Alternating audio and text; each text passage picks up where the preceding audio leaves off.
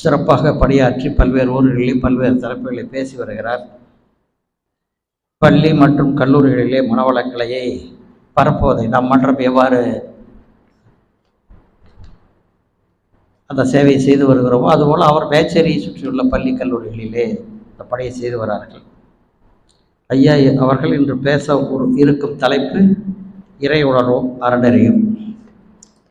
இந்த தலைப்பு இறை உணர்வும் அறநெறியும் என்பது இன்னைக்கு ஆடி மாதம் வெள்ளிக்கிழமை எல்லோரும் எல்லா கோயில்களுக்கும் குலதெய்வ கோயிலுக்கும் போய் எல்லாரும் வேண்டுதல் வைத்து வந்திருப்பீர்கள். இன்றைய சொற்பொழிவு உங்கள் வேண்டுதலை நிறைவேற்றும் வகையில் அமையும். அப்படித்தான் வேதாத்திரி இவரை அனுப்பி வைத்திருக்கிறார் என்று நினைக்கிறேன். வேதாத்திரி மகரிஷி அவர்கள்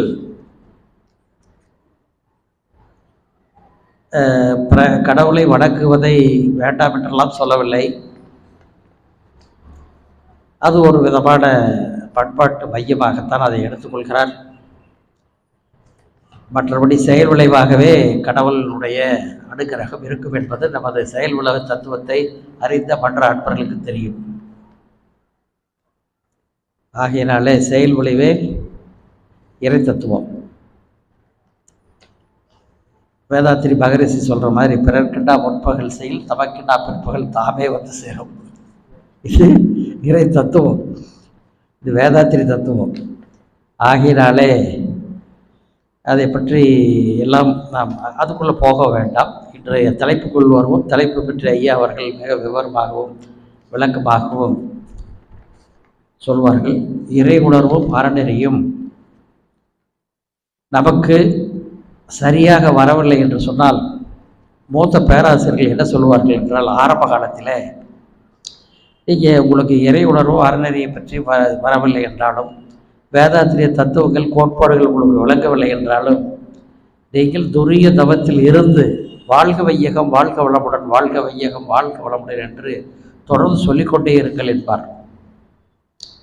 நீங்கள் சொல்லிக்கொண்டே இருக்கின்ற பொழுது அவர்கள் சொல்லுகின்ற தத்துவம் என்னென்னால், வான்காலத்தில் இருந்து உங்களுக்கு ஏதோ ஒன்று உங்களோடு ஒன்றி கலந்து உயிர்கலப்பு பெற்று உங்களை தத்துவ ரீதியாகவும் மனவளக்கலை மன்றத்தினுடைய கருத்துக்களும் சித்தாந்தங்களும் சீர்திருத்தங்களும் வாழ்வியல் சிந்தனைகளும் உங்களுக்கு இயல்பாகவே வந்துவிடும் என்று சொல்வார்கள்.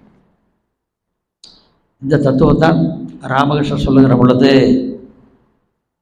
யாரையாவது பார்த்து ஒருவனை அவருக்கு ஏன் புரிய மாட்டேங்குதுன்னு கேட்டால், அவருடைய வாழ்க்கை குறிப்பு எழுதிய மகேந்திரநாத் குப்தா ஒரு முறை ராமகிருஷ்ணனிடம் சொன்னாராம், ஐயா அவருக்கு புரியாது, ஏனென்றால் அவர் அஞ்ஞானி என்றார். ஓ அப்போ நீ பெரிய ஞானியா என்று மகேந்திரநாத் குப்தாவை கேட்டாராம். என்றால் அவர் தான் ராமகிருஷ்ணனுடைய சரித்திரத்தை எழுதுகின்ற ஒரு பெரிய ஆற்றல் மிக்க ஒரு பேரறிஞர். அவரை பார்த்து அப்போ நீ பெரிய ஞானியா என்று கேட்டாராம். அதுபோல் எல்லாம் நீங்கள் தக்கதோர் நேரத்தில் பக்கபலமாக இருக்க வேண்டும் என்றால் வான்காத்தம் நம்ம ஒன்றி கிடந்து உயிர்கிழப்பு பெற வேண்டாம். நீங்கள் அப்போ தான் பரீட்சைக்கு படித்த கேள்வி பதில் கூட ஞாபகத்துக்கு வரும். நீங்கள் மனப்பாடம் பண்ணிட்டு போயிருப்பீங்க, அந்த பதில் எழுதுகிற பொழுது கரெக்டாக ஞாபகம் இல்லைன்னு நம்ம எழுத முடியாது. ஆங்கிலத்தில் படிக்கிறவங்களுக்கு அது தெரிஞ்சிருக்கும். இங்கிலீஷ் போயிட்ரியெல்லாம் என்ன பண்ண முடியும், நம்மளுக்கு என்ன பார்த்தோன்னே கம்ப ராமாயணமா படிக்கிறதுக்கு இங்கிலீஷ் போயிட்ரியெல்லாம் மனப்பாடம் பண்ணித்தான். மனப்பாடம் பண்ணணும்னா அது சரியா போய் பேப்பர் எடுத்தோன்னு கிடுக்கிட்டு எழுதணும்ல, ஆங்கிலத்தில் எழுத வேண்டும் அல்லவா.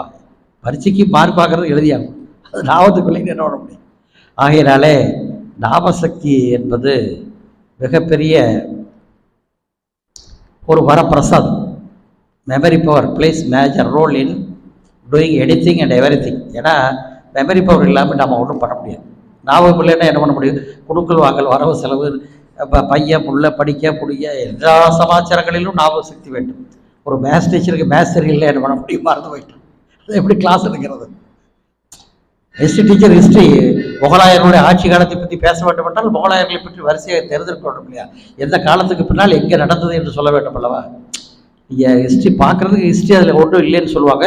முகலாயர் இங்கே இந்தியாவில் முகலாயர் காலம் என்றால் ஐரோப்பில் யார் காலம், ஆப்பிரிக்காவில் யார் காலம், இவர்களுக்கு என்ன தொடர்பு, நாகரிகம் எப்படி இருந்தது, அதில் மாற்றங்கள் என்ன, நாகரிக தொட்டில் என்று சொல்லக்கூடிய சிந்து சமவெளி நாகரிகத்திற்கு நைல் நதி நாகரிகத்துக்கு என்ன வித்தியாசம், இப்படி கம்பேரிட்டிவ் ஸ்டடி படிக்கணும் இல்லையா?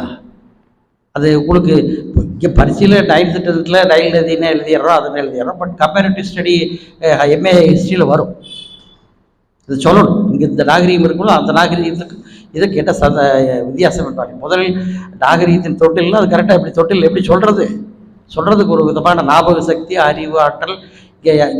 இங்கே ஆண்ட அரசன் யார், அங்கே ஆண்ட அரசனார், இதெல்லாம் நீங்கள் கல்லூரியில் கிளாஸ் எடுக்கிற போது பார்த்தா ரொம்ப ஆச்சரியப்படும் வகையில் பல செய்திகளை சொல்லுவார்கள். நீங்கள் ஒரு பிகாம் கிளாஸ், எம்காம் கிளாஸ் போனீங்கன்னா காமர்ஸ் என்ன, எக்கனாமிக்ஸ் என்ன, மேனேஜரியல் எக்கனாமிக்ஸ் என்ன, மேனேஜ்மெண்ட் என்ன, ஆர்கனைசேஷன் என்ன, அதை பற்றி அப்படியே A to Z அப்படியே புட்டு வைப்பாங்க.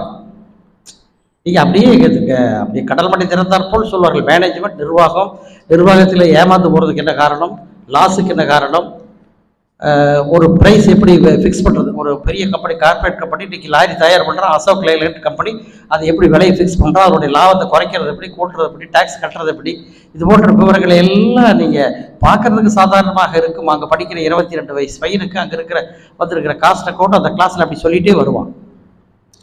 அதை விட நீங்கள் அந்த காஸ்ட் ஷீட் போடுற போது ஒரு போல்ட் நெட்டிலிருந்து எல்லா வேலையும் தனித்தனியாக கிளாஸிஃபை பண்ணி கொடுப்பாங்க.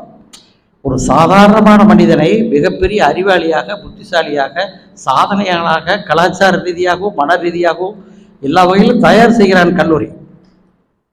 அப்படி வந்த பிறகுதானே ஒரு முடித்த உடனே பேராசிரியர், உதவி பேராசிரியர் பதவி கொடுத்து கல்லூரியில் நடத்த விடுறாங்க. இல்லை, service commission exam, service commission போட தான் தெரியும். அதில் கேட்குற கேள்விக்கு பதில் எழுதணும். இல்லை, தனியாக கோச்சிங் சென்டர், டியூஷன், டுட்டோரியல் எல்லாம் வச்சாலும் வேலையாகுதா? ஆகையினால அதுக்குன்னு ஒரு விதமான அத்தனையும் எங்க இருக்குது, அத்தனையும் ஞாபக சக்தி தான், அத்தனையும் புரிந்து கொள்ளுதல் தான். இங்கே வேதாத்திரி கருத்துக்களை நீங்கள் அப்படியே சொல்ல ஆரம்பிக்கிறாங்க. நம்ம மட்டத்தினுடைய பேராசிரியர் வேதாத்திரி கருத்து எப்படி வந்தது, சாக்ரட்டிஸ் தத்துவத்தில் என்ன சொன்னார், அரிஸ்டாட்டில் என்ன சொன்னார், பிளாட்டோ என்ன சொன்னார், இப்படி அதை வகை வகையாக அவற்றை எல்லாம் கிளாஸுக்கு வேண்டி எப்படி வேதாத்திரி அதை பகுத்து தொகுத்து வெளியிட்டார் இருக்கிறத பற்றி எல்லாம் பேசுகிற போது நீங்கள் பெரிய அளவில் இந்த மன்றத்தினுடைய மூத்த கல்லூரி பேராசிரியர்களாகவும் மனவளக்கலை பேராசிரியர்களாகவும் அப்படியே சொல்லுவாங்க. எந்த பிலாசபி அரிஸ்டாட்டிலிருந்து எடுத்தார், எந்த பிலாசபி ஷேக்ஸ்பியர்லேருந்து எடுத்தார், இந்த மாதிரி வார்த்தைகள்லாம் அப்படியே படிப்படியே சொல்லிட்டு இருக்கேன். அது சொல்ல வேண்டும் என்றால் என்ன வேணும், ஞாபக சக்தி வேணும். காலேஜில் நான் படிச்சிருப்போம், பரிசு எழுதியிருப்போம், பாஸ் பண்ணியிருப்போம், வந்துட்டோம். பட் மக்களுக்கு பயன்படும் வகையில் சொல்லுகின்ற பொழுது ஒரு அறிவார்ந்த சித்தாந்த ரீதியாக, கருத்தியல் ரீதியாக ஞாபக சக்தி ரொம்ப முக்கியம். ஞாபக சக்தி ரொம்ப வர வேண்டும் என்றால் தவம் செய்ய வேண்டும். மனப்பாடம் பண்ணாலும் முடியல, பையன் படிக்கலன்னு சொன்னால் வேதாத்திரி மகரிஷி அங்கே எங்கள் பையனை என்ன சொன்னாலும் படிக்க மாட்டேன்னு சொன்னால் தவம் பண்ண சொல்லுங்கன்னு சொல்லுவார். அடுத்தபடியாக நீங்கள் எல்லோரும் அந்த பையனை வாழ்த்துக்கள் என்று சொல்லுவார். இது வேதாத்திரியிடம் குழந்தைகள் படிக்க மாட்டேங்கிறதுக்கு படிக்க அவர் இருக்கிற போது கேட்டபோது அவர் சொன்ன வார்த்தை. அது சஞ்சித கர்மம் காரணமாக அது படிக்கிற சக்தியும் காரணங்களும் குறைந்திருக்கும்.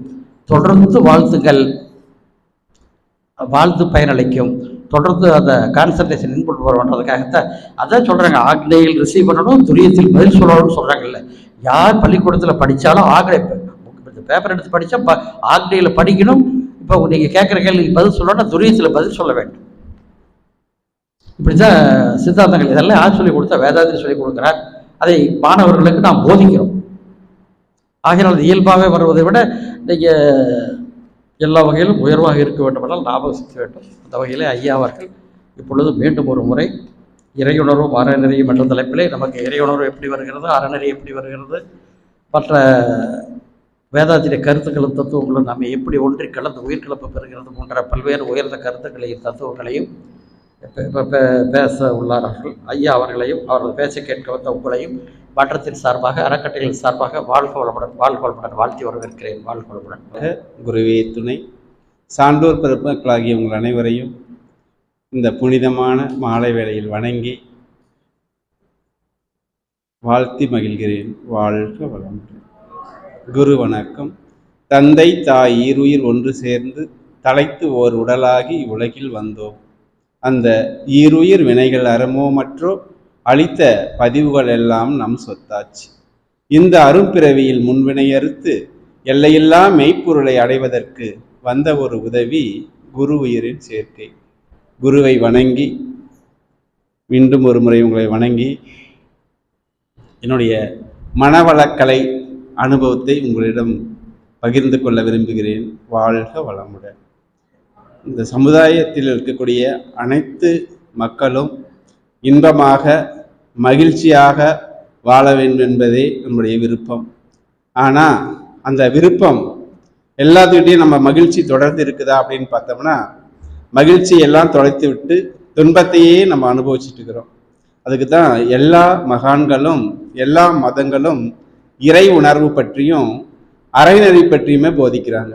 இப்போ இது ரெண்டையும் கடைபிடிச்சிட்டு வந்தோம் அப்படின்னா நம்மளுடைய வாழ்க்கையில மகிழ்ச்சியாக இந்த துன்பமில்லாத ஒரு வாழ்க்கை வாழ்வதற்கான ஒரு மனப்பக்குவத்தை ஏற்படுத்திக் கொள்வதற்கு நம்மளுடைய மனவளக்கலை பயிற்சி ஒரு வரப்பிரசாதம். இந்த மனவளக்கலை எல்லா மக்களுக்கும் சமுதாயத்தில் உள்ள அனைவருக்குமே இது பொருந்ததாக உள்ளது. இளைஞர்களுக்கு இது ஒரு வழிகாட்டியாக, நோயாளிகளுக்கு இது ஒரு மருந்தாக,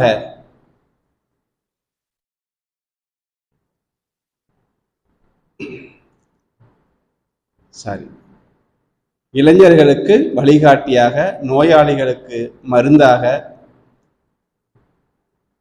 அதாவது வல்லுநர் அது விஐபிகளுக்கு இது ஒரு அணிகலனாக, எல்லாத்துக்கும் இந்த பயிற்சி முறை ஒரு வரப்பிரசாதம். எப்படி அப்படின்னு பார்த்தோம்னா முதல்ல ஒவ்வொரு மனிதனும் உடல் ஆரோக்கியமாக இருக்க வேண்டும். மனிதனுக்கு இருக்கக்கூடிய இரண்டு நோய்கள், ஒன்று மனநோய், இன்னொன்று உடல் நோய். இந்த ரெண்டு துன்பத்திலிருந்து விடுபட வேண்டும். இப்போ நான் வந்து பார்த்தீங்கன்னா 1993 மகரிஷியை பார்க்கக்கூடிய ஒரு வாய்ப்பு கிடைச்சிது. ஆனால் அதுக்கப்புறம் அந்த பயிற்சி எடுக்கக்கூடிய ஒரு வாய்ப்பு எப்போ கிடைச்சிது அப்படின்னா 95 தான். ஒரு 3 வருஷம் நான் வெயிட் பண்ணேன். இந்த மன்றம் எங்கே இருக்குதுன்னே தெரியாது. அந்த இடைப்பட்ட காலங்களில் நான் ஒரு தனியார் கம்பெனியில் ஒர்க் பண்ணும் பொழுது அந்த வேப்பர் கெம்ப்ளாஸ்டில் அதனுடைய வேப்பர் நான் சேரையாமல் நுரையீரல் பாதிக்கப்பட்டு காச நோயால் நான் பாதிக்கப்பட்டேன். காச நோயால் பாதிக்கப்பட்டு நிறைய உடம்பே ரொம்ப மெலிஞ்சு போயிடுச்சு. காச நோய் உங்களுக்கு எப்படி தெரியும்? உடம்பே நான் இறப்பை நோக்கி போனேன்.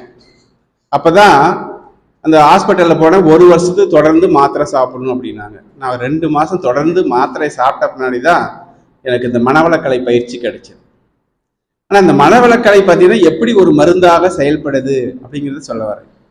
அந்த மனவளக்கலை பயிற்சியை நான் தொடர்ந்து இந்த மூச்சு பயிற்சி வெறித்தனமாக செய்யும் பொழுது என் நுரையீரலுடைய சளியெல்லாம் அப்படியே கட்டியாக வெளியே வரும். ஒரு 3 மாசத்துல நான் நார்மலுக்கு, என்னுடைய பாடி ஸ்ட்ரக்சர் எல்லாம் நார்மலுக்கு வந்தது. வெறித்தனமாக இந்த உடற்பயிற்சியும் காயக்கல்பமும் தியானமும் செஞ்சுக்கிட்டே வந்தேன். 1 வருஷம் சாப்பிடக்கூடிய மருந்து மாத்திரைகள் 3 மாசம் தான் தொடர்ந்து என்னால் சாப்பிட முடிஞ்சுது. அதுக்கப்புறம் என்னுடைய உடம்பு நார்மலுக்கு வந்துருச்சு. நான் டாக்டர்கிட்ட போய் பார்க்கறதுக்கு நான் விருப்பம் இல்லை. ஏன்னா என்னுடைய அந்த தொந்தரவுலேருந்து நான் வெளியே வந்தேன். அதுக்கப்புறம் தான் இந்த மனவளக்கலையை நான் சிக்கன்னு பிடிச்சிட்டு விடக்கூடாது, இது சமுதாயத்துக்கும் கொண்டு போய் சேர்த்தணும் அப்படின்ட்டு அதுக்கப்புறம் தான் எனக்கு திருமணம் நடந்தது. அதுக்கப்புறம் மனவளக்கலை தான் என்னுடைய வாழ்க்கையே கொடுத்தது. அதுக்கப்புறம் நான் ஆவின் ஒரு பால் சொசைட்டியில், கவர்மெண்ட் சொசைட்டியில் வேலை செஞ்சுட்டு இருந்தேன். அதுக்கப்புறம் கூடவே நான் டெய்லர் வேலையும் மனவளக்கலை இருந்துட்டு நம்மளுடைய சமுதாயத்தில் நம்மளும் ஒரு நல்லா வாழணும், நம்மளுடைய வருமானத்தை பெருக்கிக்கணும் அப்படிங்கிறதுக்காக இந்த பயிற்சி தான் எனக்கு ரொம்ப தகுதியும் தன்னம்பிக்கையும் கொடுத்தது. தையல் வேலை கற்றுக்கிட்டு ஒரு மிஷின் வாங்கி 2 பேர் 3 பேர்த்துக்கு வேலை கொடுக்குற அளவுக்கு ஒரு பால் சொசைட்டியில் பால் வாங்கிட்டு துணியும் தைச்சிக்கிட்டு 4 பேர்த்துக்கு வேலையும் கொடுத்துட்டு இருந்தேன். அதுக்கப்புறம் தான் எனக்கு இந்த மனவளக்கலையில் டிப்ளமோ படிக்கிறதுக்கான ஒரு வாய்ப்பு கிடைச்சிது. படித்த உடனே அதில் பார்த்தீங்கன்னா அந்த தத்துவத்தை முழுசும் உள்வாங்கக்கூடிய ஒரு வாய்ப்பு கிடைச்சிது. அதுக்கப்புறம் தான் நான் சமுதாயத்துக்காக இதெல்லாம் கொண்டு போய் சேர்த்தணும். நம்ம மட்டும் இருந்தால் போதாது, நம்மளை சார்ந்தவங்களுக்கு இந்த பயிற்சி கொடுக்கணும் அப்படிங்கிறதுக்காக நான் முழுசும் என்னை மனவளக்கலைக்காக 2009 தன்னை அர்ப்பணிச்சுக்கிட்டேன். அறிவுத்திருக்கோயிலில் பொறுப்பாசிரியராக இருந்து அங்கே இருக்கக்கூடிய பள்ளி கல்லூரிகளுக்கெல்லாம் நான் பயிற்சி கொடுக்க துவங்கினேன். என்னுடைய சர்வீஸை பார்த்துட்டு எனக்கு மண்டல அலுவலகத்தில் என்னை ஈஓவை கூப்பிட்டாங்க. 2012 2023 டிசம்பர் வரைக்கும் நான் மண்டல அலுவலகத்தில் ஈஓவை பணிபுரிஞ்சேன். அப்போ 4 மாவட்டங்களில் இருக்கக்கூடிய அறக்கட்டளைகள்லாம் போக ஒரு வாய்ப்பு கிடைச்சிது. தருமபுரி, கிருஷ்ணகிரி, சேலம், நாமக்கல் எல்லா அறக்கட்டளையில் இருக்கக்கூடிய அறிவுத்திருக்கோளுக்கெல்லாம் சென்று பணியாற்றக்கூடிய ஒரு வாய்ப்பு கிடைச்சிது. அப்போ எனக்கு மனவளக்கலையை நான் ஒரு என்னுடைய மூச்சாக நான் சுவாசித்தேன். இந்த மனவளக்கலை பார்த்தீங்கன்னா ஒரு மருந்து அப்படின்னே சொல்லலாம். இது வந்து பார்த்தீங்கன்னா எல்லா நோயாளிகளுக்கும் இந்த மனவளக்கலை ஒரு மருந்து. நம்ம ஹாஸ்பிட்டலுக்கே போக தேவையில்லை. உடற்பயிற்சி நம்ம டெய்லி செஞ்சுட்டு வந்தோம் அப்படின்னா இந்த உடல் ஆரோக்கியமாக இருக்கும். நான் வந்து பயிற்சி கொடுத்து நிறைய என்னுடைய அனுபவத்தில் ஒரு கேன்சர் பேஷண்ட், பிளட் கேன்சர் வந்தவங்க இந்த பயிற்சி காயகல்ப பயிற்சி செஞ்சதுனால கியூர் ஆயிருக்காங்க. 40 வயசான ஒரு பெண்மணி குழந்தை இல்லாத இருந்து அவங்க எங்கெங்கேயோ ஹாஸ்பிட்டல்லாம் போய் பார்த்து இந்த காயகல்ப பயிற்சியும் நம்ம உடற்பயிற்சியும் கொடுத்து 40 வயசுக்கு மேலே அவங்க கன்சீவ் ஆகி அவங்க வீட்டுக்கார் வந்து ஈபியில் இருக்காரு. இப்போ அந்த அம்மாவுக்கு 56 வயசு. இப்போ பையன் 10th படிக்கிறான். அவர் ரிட்டையர்ட் ஆகிட்டார். பேரன் இருக்க வேண்டிய வயசுல பையனை வளர்த்திட்டு இருக்காங்க. அப்படி இந்த மனவளக்கலை வந்து எல்லாருக்குமே, எல்லா தரப்பினருக்கும் இது வந்து ஒரு மருந்தாக இருக்கிறது. இளைஞர்கள், இப்ப இளைய சமுதாயம் வந்து பாத்தீங்கன்னா, இப்ப வந்து பாத்தீங்கன்னா அதர்மம் என்ற ஒரு பாறை அப்படியே உருண்டு வந்துட்டு இருக்குது. மலையிலேருந்து உருண்டு வந்துட்டு இருக்குது. பாறை, மரம், செடி எதை தடுத்தாலும் நிக்கல. கடைசியா ஒரு செடி மட்டும் வந்து தடுக்குது, அந்த பாறை நிக்குது. அந்த அதர்மம் என்ற ஒரு பாறையை ஆன்மீகம் என்ற ஒரு செடியால் தான் காப்பாற்ற முடியும். இப்போ வந்து பார்த்தீங்கன்னா இளைய தலைமுறைகள் எல்லாமே அதாவது அழிவை நோக்கி போயிட்டு இருக்காங்க. எல்லாமே பார்த்தீங்கன்னா உங்களுடைய மனதால, உடலால நிறைய பிரச்சனையை சந்திக்கக்கூடியவர்களாக இருக்கிறாங்க.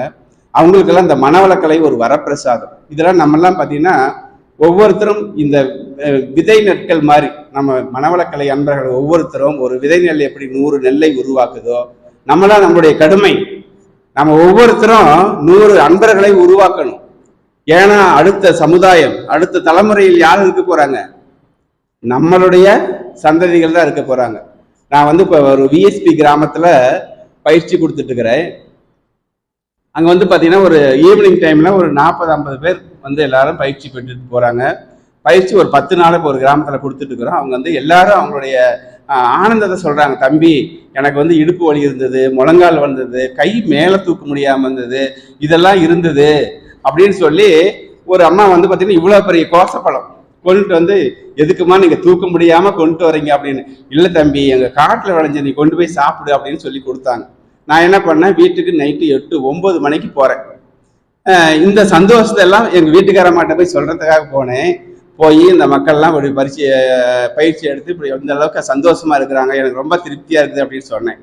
அவங்க சரி அந்த கோசப்பழத்தை 2ஆ வெட்டி, நானும் எங்கள் வீட்டுக்காரம்மா 2 பேர் தான் இருக்கிறோம். சாப்பிட்டுட்டு பக்கத்து வீட்டில் அண்ணன் வீடு இருக்குது. சரி, அவங்களுக்கு கொண்டு போய் கொடு, தூங்குறதுக்குள்ள சாப்பிடுவாங்க, கொண்டு போய் கொடு அப்படின்னு. சரின்ட்டு நான் கோசப்பழம் 2 கீத்து சாப்பிட்டுட்டு சாப்பிட்றதுக்காக வெயிட் பண்ணிட்டு இருந்தேன். அவங்க கொண்டு போய் கொடுத்துட்டு வந்தாங்க. வந்த உடனே ரொம்ப சோகமாக வந்தாங்க. ஏம்மா அப்படின்னு. ஈரோட்டில் மாடு கொண்டு போய் எங்கள் அண்ணன் வந்து மாடு சந்தைக்கு பிடிச்சிட்டு போயிருக்காரு. சந்தைக்கு பிடிச்சிட்டு போய் அட்வான்ஸ் ஒரு 500 ரூபா கொடுத்துட்டு, வாங்க பணம் வாங்கிட்டு வருவீங்க, அப்போ காரில் இருக்குது அப்படின்னு சொல்லிட்டு அவர் கூட்டிகிட்டு போயிட்டார். மாட்டை கட்டிவிட்டு இங்கே போகிறதுக்குள்ள அந்த கூட்டத்தில் எங்கேயோ அவர் மறைஞ்சிட்டார். இங்கே வந்து பார்த்தா மாடு காணும். 70,000 ரூபாய் வித்த மாட்டு காணும். அவ்வளோ சோகத்தில் அவங்க படுத்துட்டு இருக்கும்போது இங்கே வந்து சொன்ன உடனே எனக்கு எப்படி இருக்கு? நானும் ஒரு சாதாரண மனிதன் தானே, எப்படி இருக்கும்?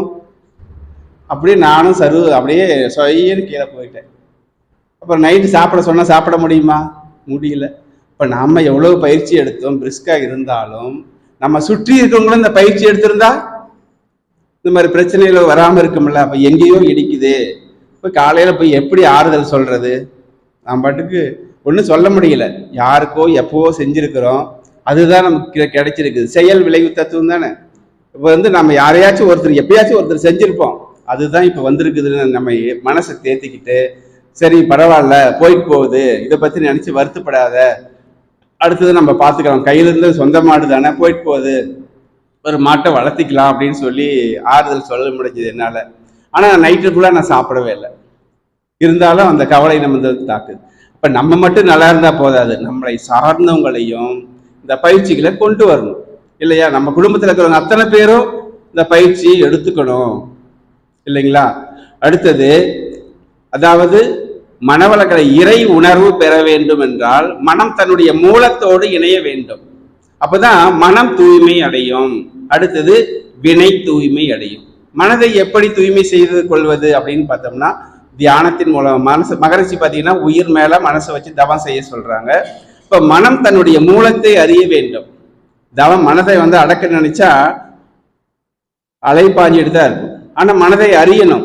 இப்ப மனம் எங்கே இருக்கிறது, மனம் எதோடு ஒடுக்கணும், மனம் எங்கிருந்து வந்தது அப்படின்னு பார்த்தா உயிரின் படக்க நிலையே மனம். உயிரினுடைய எழுச்சி தான் மனம். மனதை உயிர்ல ஒடுக்கினா உயிர் எங்க ஒடுங்கும், ஆன்மாவில் இணையும். அப்ப மனம் அந்த அலைபாய்கின்ற அலைச்சுழல் வேகத்தை கொஞ்சம் கொஞ்சமா நம்ம குறைச்சிட்டு கொண்டுட்டு போய் ஆன்மாவில் அந்த இருப்பு நிலையோடு தன்னை இணைக்கணும். அதுக்கு தான் நமக்கு தியானம் சொல்லி கொடுத்துருக்காங்க. தவம் செய்ய செய்ய மனம் தன்னுடைய மூல ஆற்றலோடு இணையும் பொழுது மனம் தூய்மை ஆகும். எப்படி அப்படின்னு பார்த்தோம்னா, நம்ம ஆற்று தண்ணி தான் நம்ம வீட்டுக்கு வருது. எப்படி வருது, தூய்மையா வருது. அதை குடிக்கிறோம், சமைக்கிறோம், துவைக்கிறோம், பாத்ரூம் யூஸ் பண்றோம். நம்ம வீட்டு விட்டு வெளியே போகும்போது அந்த தண்ணி எப்படி போகுதுங்க, சாக்கடையா போகுது. இந்த சாக்கடை மீண்டும் எங்க போய் சேருதுங்க, ஆத்துல போய் கடந்த உடனே தூய்மையாகுதா? அப்ப எது எங்கிருந்து வந்ததோ அது அதுவோட இணையும் பொழுது அது தூய்மை அடைகிறது. அப்ப மனம் நம்முடைய மனத்தோட மூலம் எது, அந்த அரூபத்தை நாம் உணர வேண்டும். இப்ப இந்த உடல்ல இருந்துட்டு நம்ம அந்த பேரீக்க மண்டலத்தை சுத்த விலையோடு தன்னை இணைச்சிக்கக்கூடிய ஒரு வாய்ப்பு நமக்கு தவத்தின் மூலமாக தான் கிடைக்குது. மனம் தன்னுடைய மூலத்தோடு இணையும் பொழுது மனம் தூய்மை ஆகிறது. அடுத்தது வினை தூய்மையாகும். வினை சஞ்சித கிரமனுடைய நம்ம நிறைய மனித பிறவி என்னைக்கு எடுத்தோமோ அன்றையிலிருந்து நம்முடைய கருவழியாக பிறவி தொடராக நம்முடைய பிறவி கருவின் மூலமாக நிறைய பாவங்களை சுமந்து வந்திருக்கிறோம். அப்போ ஒரு பாவத்தை போக்கணும்னா என்ன பண்ணணும், நிறைய புண்ணியம் செய்ய வேண்டும். அப்போ புண்ணிய காரியங்களை செய்தால் மட்டும்தான் பாவம் போகும். பாவம் எப்படி வருது, நம்ம செய்கின்ற செயல்களின் மூலமாக தான் பாவம் வருது. உதாரணத்துக்கு நீங்களாம் கேள்விப்பட்டிருப்பீங்க, முழு பூசணிக்காய் சோத்துல மறைக்க முடியுமா, கேட்டிருக்கீங்களா? முழு பூசணிக்காய் சோத்துல மறைச்ச கதை. பழமொழி கேள்விப்பட்டிருக்கீங்களா? முழு பூசணிக்காய் சோத்துல மறைக்க முடியுமா அப்படின்னு கேட்கிறாங்க. எப்படி முழு பூசணிக்காய் சோத்துல மறைக்க முடியும் அப்படின்னா, ஒரு பாவத்தை செஞ்சா அந்த பாவத்தை புண்ணியத்தின் மூலமாக தான் போக்க முடியும். சரி, முழு பூசணிக்காய் எப்படி சோத்துல மறையும் அப்படின்னு பார்த்தோம்னா, அதாவது நம்மளுடைய இப்போ கிராமத்துல ஒருத்தர் விவசாயி இருக்கான்னு வச்சுக்கோங்களேன். நான் கிராமத்தை அதனாலதான் அதை பத்தி சொல்ல போறேன். சரி, கிராமத்துல விவசாயி ஒரு பூசணி செடி போட்டிருக்காங்க, தோட்டத்துல போட்டிருக்காங்க. அதுல பார்த்தீங்கன்னா ஒருத்தர் பறிச்சாங்க, யாருக்கும் தெரியாத பறிச்சா அவருக்கு என்னன்னு பேர் வைப்பாங்க, திருடன். அவன் எதை திருடனா, பூசணிக்காய் திருடான். அதனால அவனுக்கு என்ன பேரு, பூசணிக்காய் திருடன். இப்ப இத்தனை பேர் பார்த்துட்டீங்க, அத்தனை பேருக்கும் அது பேர் மனசுல பதிஞ்சிருச்சு. பூசணிக்காய் திருடன் பூசணிக்காய் திருடன் கூப்பிடுறாங்க. அப்படியே அவனுக்கு வாழ்நாள் முழுசும் பட்ட பேரா வந்துருச்சு இல்லையா? பூசணிக்காய் திருடன் பூசணிக்காய் திருடன் கூப்பிடுறாங்க. அவனும் வயசாகி ஒரு காலத்துல இறந்துட்டான். அவங்க பையனும் என்னன்னு கூப்பிடுறாங்க, பூசணிக்காய் திருடன் பையன். அவங்க பேர் நேர்ல கூப்பிடலனா கூட மறைமுகமா அந்த குடும்ப பேரு பட்ட பேர் என்னன்னு சொல்றாங்க, பூசணிக்காய் திருடம் பேரன் பூசணிக்காய் திருடம் பேரன்னு சொல்றாங்க. அதுவும் போய் அவங்க பேரை அவங்க பேரன்னு என்ன சொல்றாங்க, பூசணிக்காய் திருடம் பேரன். சரியாம அறியாத வயசுல செஞ்ச ஒரு தவறு 3 தலைமுறையாக அந்த பேர் விளங்கிக்கிட்டே இருக்கு. அப்ப இந்த பேர் எப்படி மாத்துறது அப்படின்னு அந்த பேரை கொஞ்சம் யோசிக்கிறான். கொஞ்சம் நல்லா படிச்சு பெரிய வசதி வாய்ப்பு கூட வாழும் பொழுது அப்படியே எவ்வளவுதான் காசு பணம் இருந்தாலும் அந்த கரையை நீக்க முடியல, இந்த பேரை மாத்த முடியல. அப்பதான் ஒரு மகான்கிட்ட போய், ஐயா நான் என்னுடைய முன்னோர்கள் செஞ்ச பாவத்தை நானும் இன்னும் சுமந்து கொண்டே இருக்கிறேன், இதுல இருந்து விடுவதற்கு ஏதாவது வாய்ப்புகள் இருக்கா அப்படின்னு கேட்கிறான். அது சொல்றாங்க, நீ இந்த ஊருக்கே சோறு போடு, பேர் மறையும் அப்படின்னு சொல்றாரு. சரி அப்படின்ட்டு இந்த ஒரு கிராமத்துல ஒரு அன்னசத்திரம் போட்டு 1 மாசத்துக்கு தொடர்ந்து அந்த ஊருக்கெல்லாம் சாப்பாடு போடுறோம். எல்லாரும் சாப்பிட்டு போங்க அப்படின்னு 1 மாசத்துக்கு தொடர்ந்து சாப்பாடு 3 வேளைக்கு கொடுக்குறாங்க. எல்லாரும் சாப்பிட்டு என்ன சொல்லுவாங்க, வாழ்க வளமுடன், நல்லா இரு தம்பி, நல்லா இருக்கு இப்படி சொல்லி வாழ்த்திட்டு போறாங்க. பக்கத்து கிராமங்களும் தெரிஞ்சு சாப்பிட, அன்னதானம்னா எல்லாரும் சாப்பிடுவாங்களே. இப்படி பக்கத்துல இருக்கிற ஊரெல்லாம் பாத்தீங்கன்னா தொடர்ந்து 3 வேளை சாப்பிட்டுட்டு போறாங்க. சாப்பிட்டு 1 மாசம் சாப்பாடு போட்டு சாப்பாடு போறதை நிறுத்திட்டான். இப்ப அவனை என்னன்னு கூப்பிடுறாங்க அப்படின்னா, ஊருக்கு சோறு போட்டவன். என்னன்னு கூப்பிடுறாங்க? ஊருக்கு சோறு போட்டவன், ஊருக்கு சோறு போட்டவன் பேர் வழங்கிட்டே இருக்கு. என்னாச்சுங்க? அவன் வந்து ஒரு தொடர்ந்து வயசாகிற வரைக்கும் அவனுக்கு என்ன பேர் வந்துருச்சு? இப்ப ஊருக்கு சோறு போட்டவன், ஊருக்கு சோறு போட்டவன். ஊருக்கு இந்த பூசணிக்காய் எங்க மறைஞ்சிச்சு? சோறு போட்டதுனால மறைஞ்சிருச்சு. இப்ப முழு பூசணிக்காய் எங்க மறைஞ்சது? சோத்துல மறைஞ்சது. அப்புறம் அவங்களுடைய பையன் வந்தா அவங்க பையனை என்னன்னு கூப்பிடுறாங்க? ஊருக்கு சோறு போட்டவன் மகன், ஊருக்கு சோறு போட்டவன் மகன் கூப்பிடுறாங்க. அவங்களுடைய பேரனை என்னன்னு கூப்பிடுறாங்க? ஊருக்கு சோறு போட்டவன் பேரன். அப்ப ஒரு பாவம் செஞ்சா 3-4 தலைமுறை கூட தொடர்ந்து பாதிக்கும். அதே புண்ணியம் செஞ்சோம்னா அடுத்த தலைமுறையை வாழ்த்தும். அப்ப நம்முடைய வினையை, நம்முடைய கருமத்தை தூய்மை செய்வதற்கு நாம் நிறைய புண்ணிய காரியங்களை செய்ய வேண்டும். அதனால் நம்முடைய ஆன்மாவை, நம்முடைய புண்ணியம் காரியங்களை செய்வதற்கு பெரியவர்கள் வந்து பார்த்தீங்கன்னா 3 முறைகளை சொல்றாங்க. ஒன்று தானம், இன்னொன்று தவம், இன்னொன்று தர்மம். இந்த 3ல எதையாச்சும் ஒன்று கடைபிடிச்சா கூட நம்ம செய்த பாவங்கள் போகும் அப்படிங்கிறாங்க. தானம் என்பது என்ன? மற்றவங்களுக்கு கொடுப்பது. நம்ம வாழ்நாள் முழுசும் நம்மளால தானம் செய்ய முடியுமா? இல்லாத ஒருத்தருக்கு ஒன்று கொடுத்தோம் அப்படின்னா, இல்லாத நம்மகிட்ட இருந்த நல்ல ஒரு புடவையை, அந்த புடவை கட்டுறதுக்கு கூட வழி இல்லாதவங்களுக்கு கொடுத்து என்ன சொல்றாங்க? வாழ்க வளமுடன் தாயி, நீ நல்லா இருக்கணும், உன் குடும்பம் நல்லா இருக்கணும், வாழ்த்துவாங்க. அப்ப அந்த ஆன்மா சந்தோஷப்பட்டுச்சுன்னா இந்த ஆன்மா புனிதப்படும். இப்ப வாழ்நாள் முழுச நம்மளால கொடுக்க முடியுமா அப்படின்னு பார்த்தா, தானம் என்பது எல்லாத்துக்கும் வாழ்நாள் முழுச நம்ம கொடுத்து நம்மளால முடியுமா அப்படின்னா முடியாது. அதுவும் கடைபிடிக்க முடியாது. தர்மம், தானத்துக்கும் தர்மத்துக்கும் என்ன சார் வித்தியாசம்? தானம் என்பது மற்றவங்களுக்கு கொடுப்பது, தர்மம் என்பது கடைபிடிப்பது. எப்படி? தனக்கோ பிறருக்கோ, தற்காலத்திலோ பிற்காலத்திலோ, உடலுக்கோ மனதிற்கோ துன்பம் தராத செயல் புண்ணியம் சொல்றாங்க. தர்மம் என்பது கடைபிடிப்பது. எல்லா இடத்துலையும் தனக்கே துன்பம் கொடுத்தாலும் அதுவும் நம்ம செஞ்சக்கூடிய பாவம் தான். 8 மணிக்கு பசிக்குது, 11 மணிக்கு சாப்பிட்டோம்னா அது நம்ம கொடுக்கக்கூடிய துன்பம். இப்ப தர்மத்தை எல்லாரும் கடைபிடிக்க முடியுமா? முடியாது. ஆனா தவம் செஞ்சா எல்லாராலையும் முடியும். தவம் செய்யறதுக்கு என்ன வேணும்? உடல், உயிர், மனம் இருந்தா போதும்.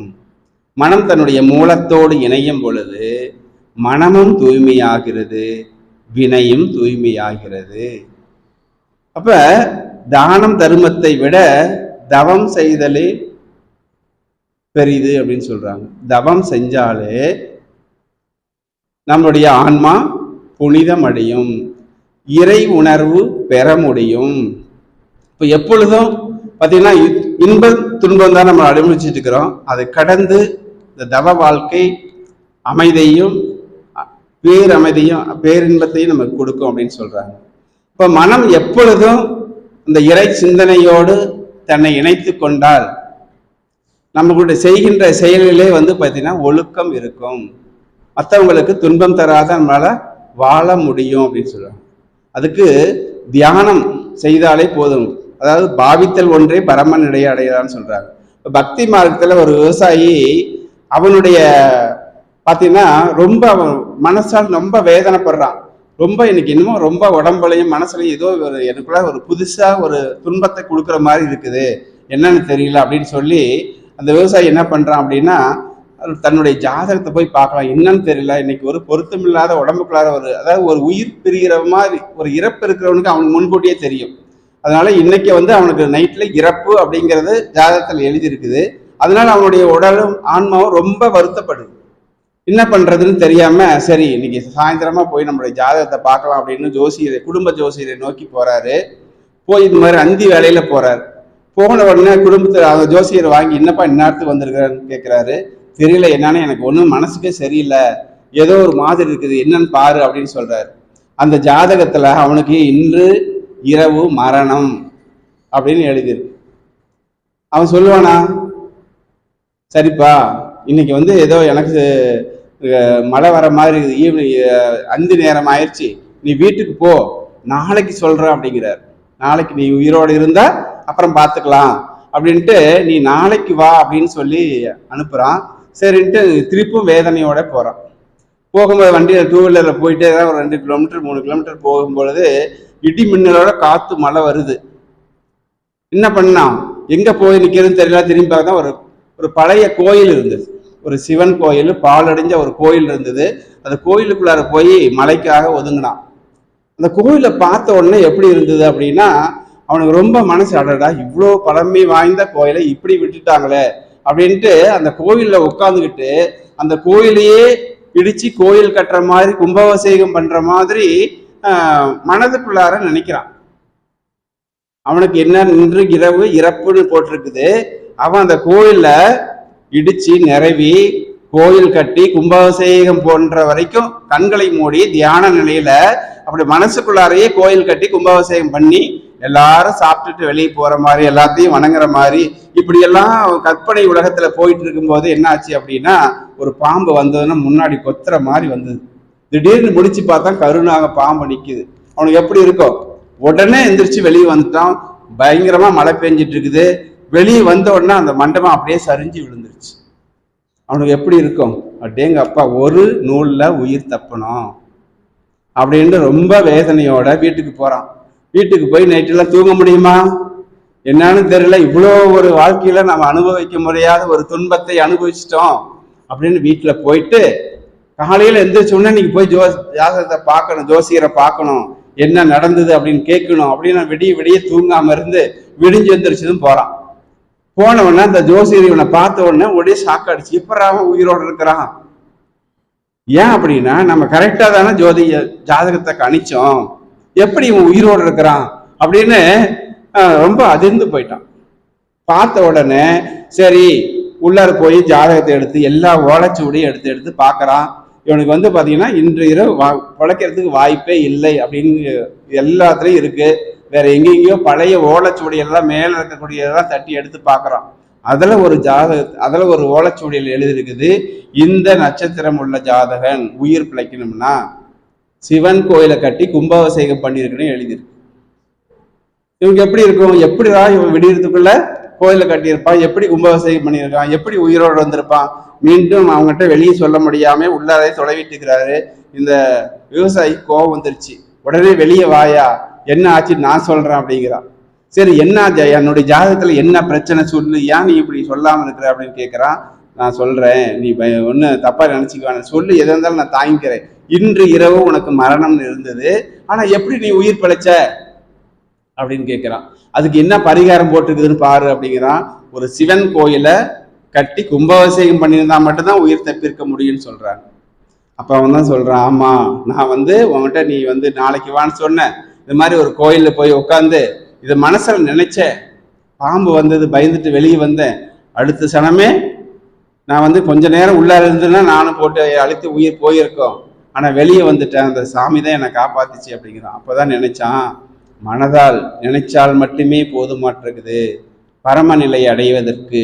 நம்மெல்லாம் தியானம் பண்றோம், கடவுள்கிட்ட போய் பக்தி மார்க்கத்துல சாமிகிட்ட போன என்ன சொல்லுவோம்? எனக்கு உடல் ஆரோக்கியத்தை கொடு, வசதி வாய்ப்பு கொடு, வேலை வாய்ப்பு கொடு, அவது கொடு, இதை கொடு, பழிவாங்க அப்படிலாம் சொல்லி நம்ம சாமிகிட்ட கும்பிடுறோம். தியானம் பண்ணுனா சாமி நம்ம கிட்ட பேசும் இல்லையா? அப்ப அந்த ஞான மார்க்கத்துக்கு நம்மளாம் வந்துட்டோம்.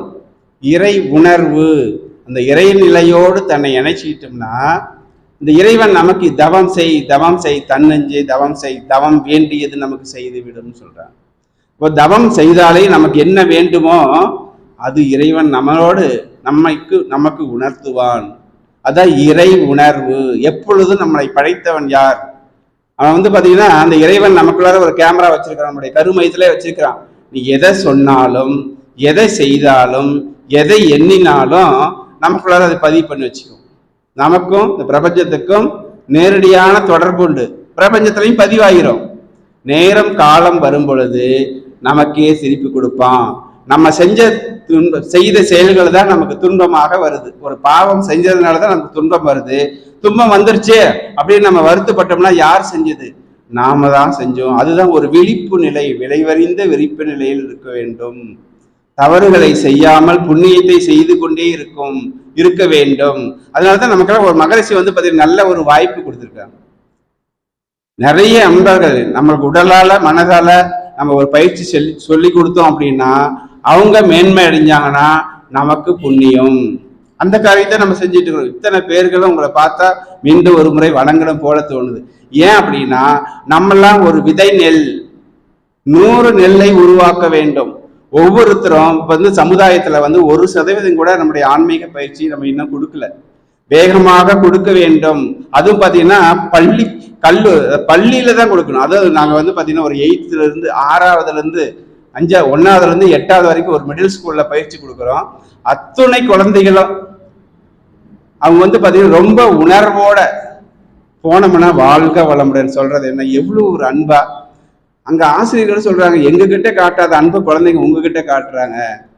நம்மளுடைய அமைதி அவங்களை மாத்துது. இப்போ இத்தனை பெண்கள் நீங்களாம் தவம் செய்யறதுனால உங்களோட அமைதியான ஒரு சூழல் உங்களுடைய குடும்பத்தையே மாற்றும். நீங்க இந்த சமுதாயத்துல யாரையும் மாத்தணும்னு நம்ம சொல்லவே முடியாது. நாம் மாறினாலும் நம்மளை பார்த்து சொல்லணும், நான் என் அம்மா மாதிரி இருக்கணும், நான் என் அப்பா மாதிரி இருக்கணும். நம்ம நடந்துக்கிற மனவளக்கலை பயிற்சி எடுத்தவங்க அத்தனை பேரும் எப்படி இருக்கணும், மனவளக்கலையை பின்பற்ற வேண்டும். ஒரு ஞானி நல்லா 10 வருஷம் தவம் பண்ணிட்டு ஒரு மரத்தடியில போய் உட்கார்றார். ஒரு கொக்கு எச்சத்தை போட்டுருது. உடனே கோவம் எட்டி அப்படியே அண்ணாந்து பார்க்கறான், எரிச்சு அப்படியே கொக்கு எரிஞ்சு போயிருது இல்லையா. அடுத்த நாள் சாயந்தரம் போய் ஒரு வீட்டில் போய் ஏசகம் கேட்குறாரு, அம்மா சாப்பாடு இருந்தால் கொடுங்க அப்படின்னு. அந்த வீட்டுக்கார அம்மா உள்ளறையே வீட்டில் தன்னுடைய கணவனுக்கு பணிவடை செஞ்சுட்டே வெயிட் பண்ணிட்டு இருக்கிறாங்க. இவர் நேரம் ஆகி போச்சுன்ட்டு ரொம்ப கோபத்தால் நிற்கிறார். அப்புறம் சாப்பாடு கொண்டுட்டு வர்றாரு. அந்த அம்மா பார்த்து முறைக்கிறார். அந்த அம்மா சொல்லுது, கொக்கனை நினைத்தாயா கொங்கனவா அப்படின்னு சொல்லி. அட நாம கொக்கு எரிச்சதும் நம்ம பேர் கொங்கனர் அப்படிங்கிறதும் இவங்களுக்கு எப்படி தெரியும்? என்ன தாயே நீங்க எத்தனை வருஷம் தவம் பண்ணீங்கன்னு கேட்கிறாரு. இல்லப்பா நான் தவமெல்லாம் எதுவும் பண்ணல, என்னுடைய கடமையை நான் சரியாக செய்கிறேன். என்னுடைய கணவருக்கு நான் சாப்பாடு போட்டுக்கிட்டு இருந்தேன், அவருக்கு முடிச்சுட்டு தான் என்னுடைய தர்மம், தன்னுடைய கடமைக்கு அப்புறம் தான் நான் தர்மம் செய்யணும்னு வந்தேன், அதனாலதான் லேட் ஆச்சு அப்படின்னு சொல்றாங்க. அப்ப தவம் செய்தால் மட்டும் போதாது, நம்மிடம் கோபம் இருக்கக்கூடாது, கவலை இருக்கக்கூடாது, எதையும் நினைச்சு வாழ்நாள் முழுசு வருத்தப்படக்கூடாது. அப்ப தவம் செஞ்சு நம்ம உணர்ச்சி வயப்பட்டோம்னா நம்ம செஞ்ச தவமெல்லாம் போயிரும். நல்ல ஆற்றலை பெருக்கணும், தவத்தை செய்யணும், மகரிஷியோட பயிற்சிகளை கடைபிடிக்கணும். அப்பதான் இறை உணர்வு பெற முடியும் இல்லைங்களா. அடுத்தது நம்முடைய கடமைகளை நம்ம சரியாக செய்யணும். கடமை மகரிஷி அறநெறியில சொல்றாரு, ஒழுக்கம் கடமை ஈகை 3ஐயும் கடைபிடிக்க சொல்றாரு. ஒழுக்கம் தனக்கோ பிறருக்கோ தற்காலத்திலோ பிற்காலத்திலோ உடலுக்கோ மனதிற்கோ எண்ணம் சொல் செயலால யாருக்கும் துன்பம் தராத செயல்தான் ஒழுக்கம். நம்ம எப்படிதான் காசு பணம் சம்பாதிச்சாலும் அந்த ஒழுக்கம் இல்லாத வருமானம் நமக்கு நிம்மதியை கொடுக்காது. சொல்றாங்க ஒழுக்கம் தேன் பாத்தீங்கன்னா எல்லாத்துக்கும் ஆசை இருக்கும், கொஞ்சமாவது தொட்டு சாப்பிடலான்ட்டு. அந்த தேன் ஒரு நாய் மேல இருந்ததுன்னு வச்சுக்கோங்க, யாராச்சும் வலிச்சு நக்க முடியுமா? அந்த மாதிரி ஒழுக்கம் இல்லாத வாழ்க்கை இந்த நாய் மேல இருக்கக்கூடிய தேனுக்கு சமம் இல்லையா. அதுக்கு தான் மகரிஷி நமக்கு அற்புதமான ஒரு கவியை கொடுத்துருக்காரு, ஒரு டெபினிஷன் கொடுத்துருக்காரு. ஒழுக்கத்தோடு வாழ வேண்டும். ஒழுக்கம்தான் ரொம்ப உயர்வை கொடுக்கும். ஒழுக்கத்தை கடைபிடிச்சாலே எல்லாமே நமக்கு வந்துடும். பாவ செயல்களிலிருந்து நம்ம விடுபட முடியும். அதாவது பிறக்கும் போது பாவியாக பிறக்கக்கூடாது, இறக்கும் போதும் பாவமெல்லாம் தீரும் முன்னே இறக்கவும் கூடாது. நம்மளுடைய பிறவியில நம்ம செஞ்ச பாவ மூட்டைகளை நாமே அனுபவிச்சு தீர்க்க வேண்டும். அதனால நம்மளுடைய கடமை டியூட்டியை சரியாக செய்யணும். யாருக்கெல்லாம் நம்ம கடன் பட்டிருக்கிறோம் அப்படின்னு பார்த்தோம்னா, இந்த சமுதாயம் தான் நமக்கு எல்லாமே கொடுத்தது. இந்த உணவு, உடை, இருப்பிடம், கல்வி எல்லாமே நமக்கு யார் கொடுத்தாங்க? சமுதாயம் தான் கொடுக்குது. சமுதாயத்துக்கு நம்முடைய டியூட்டியை செய்யணும். அடுத்தது நம்முடைய பெற்றோர்கள் தான் நம்மளை வளர்த்துறாங்க. இப்போ நம்மளுடைய பேரம்பேத்தி குழந்தைங்கள்லாம் பார்த்துருப்போம், சாப்பாடு ஊட்டுறதுக்குள்ள படாத பாடு பட்டுருவோம். கொடுத்த உடனே சாப்பிடுதா தூக்கிட்டு எங்கேயா கூட்டிகிட்டு போய் காட்டி, டிவி காட்டி, செல்போனை காட்டி எல்லாம் சாப்பிட வைக்கிறோம். நினச்சி பாருங்க, நம்ம அம்மா நம்மளை எப்படி வளர்த்திருப்பாங்க. ஆனா எந்த நேரத்திலையும் நம்ம எப்படி திட்டினாலும் நம்ம அம்மா நம்ம மேல கோபமே பட மாட்டாங்க. நான் வந்து எங்க அம்மா 80 வயசு வரைக்கும் 85 வயசு வரைக்கும் எங்க அம்மா கூட தான் நான் இருந்தேன்.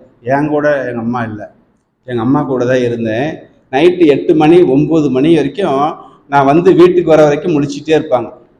முழிச்சிட்டே இருந்து வந்து பார்த்தா தான் அவங்களுக்கு தூக்கமே வரும்.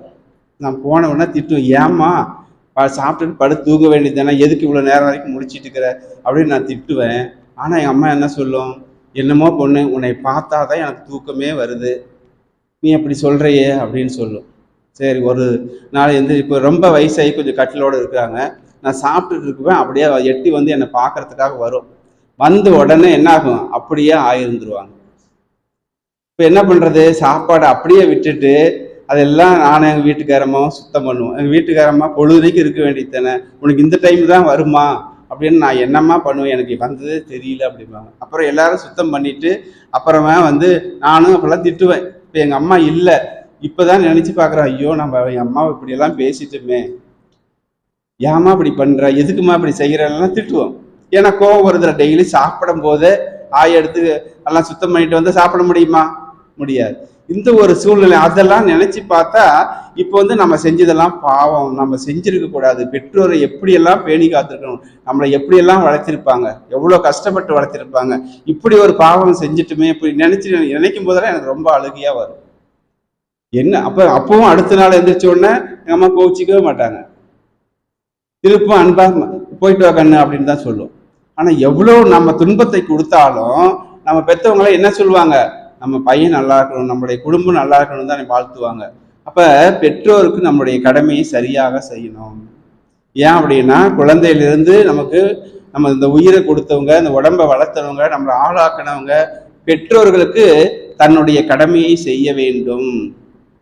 அடுத்தது சமுதாயத்துக்கு, ஒரு பிடி உணவிலே உலக ஒற்றுமையை கண்டிடு, பதில் உலகிலே உழைப்பினை தந்திடு அப்படின்னு சொல்றாங்க.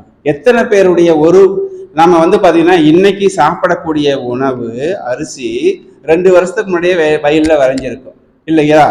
இப்ப இன்னைக்கு நினைச்சோம்னா இன்னைக்கு நம்ம எல்லாம் சாப்பிட முடியுமா? இப்ப நமக்கு தேவையானதெல்லாம் இறைவன் ஏற்கனவே படைச்சிட்டான். இன்னைக்கு நம்ம ஒரு இளநீ குடிக்கணும்னா கூட அந்த மரத்தை 10 வருஷத்துக்கு முன்னாடியே நட்டுட்டாங்க. அப்ப நமக்கு எது எப்ப எது வேணுமோ அது அப்ப இறைவன் நம்ம கொடுத்துட்டே இருப்போம் இல்லையா? அப்ப ஒரு பிடி உணவை எடுத்துக்கிட்டோம்னா இந்த உலகத்துல ஆயிரக்கணக்கான லட்சக்கணக்கான பேருடைய உழைப்பு அதில் அடங்கியிருக்கு.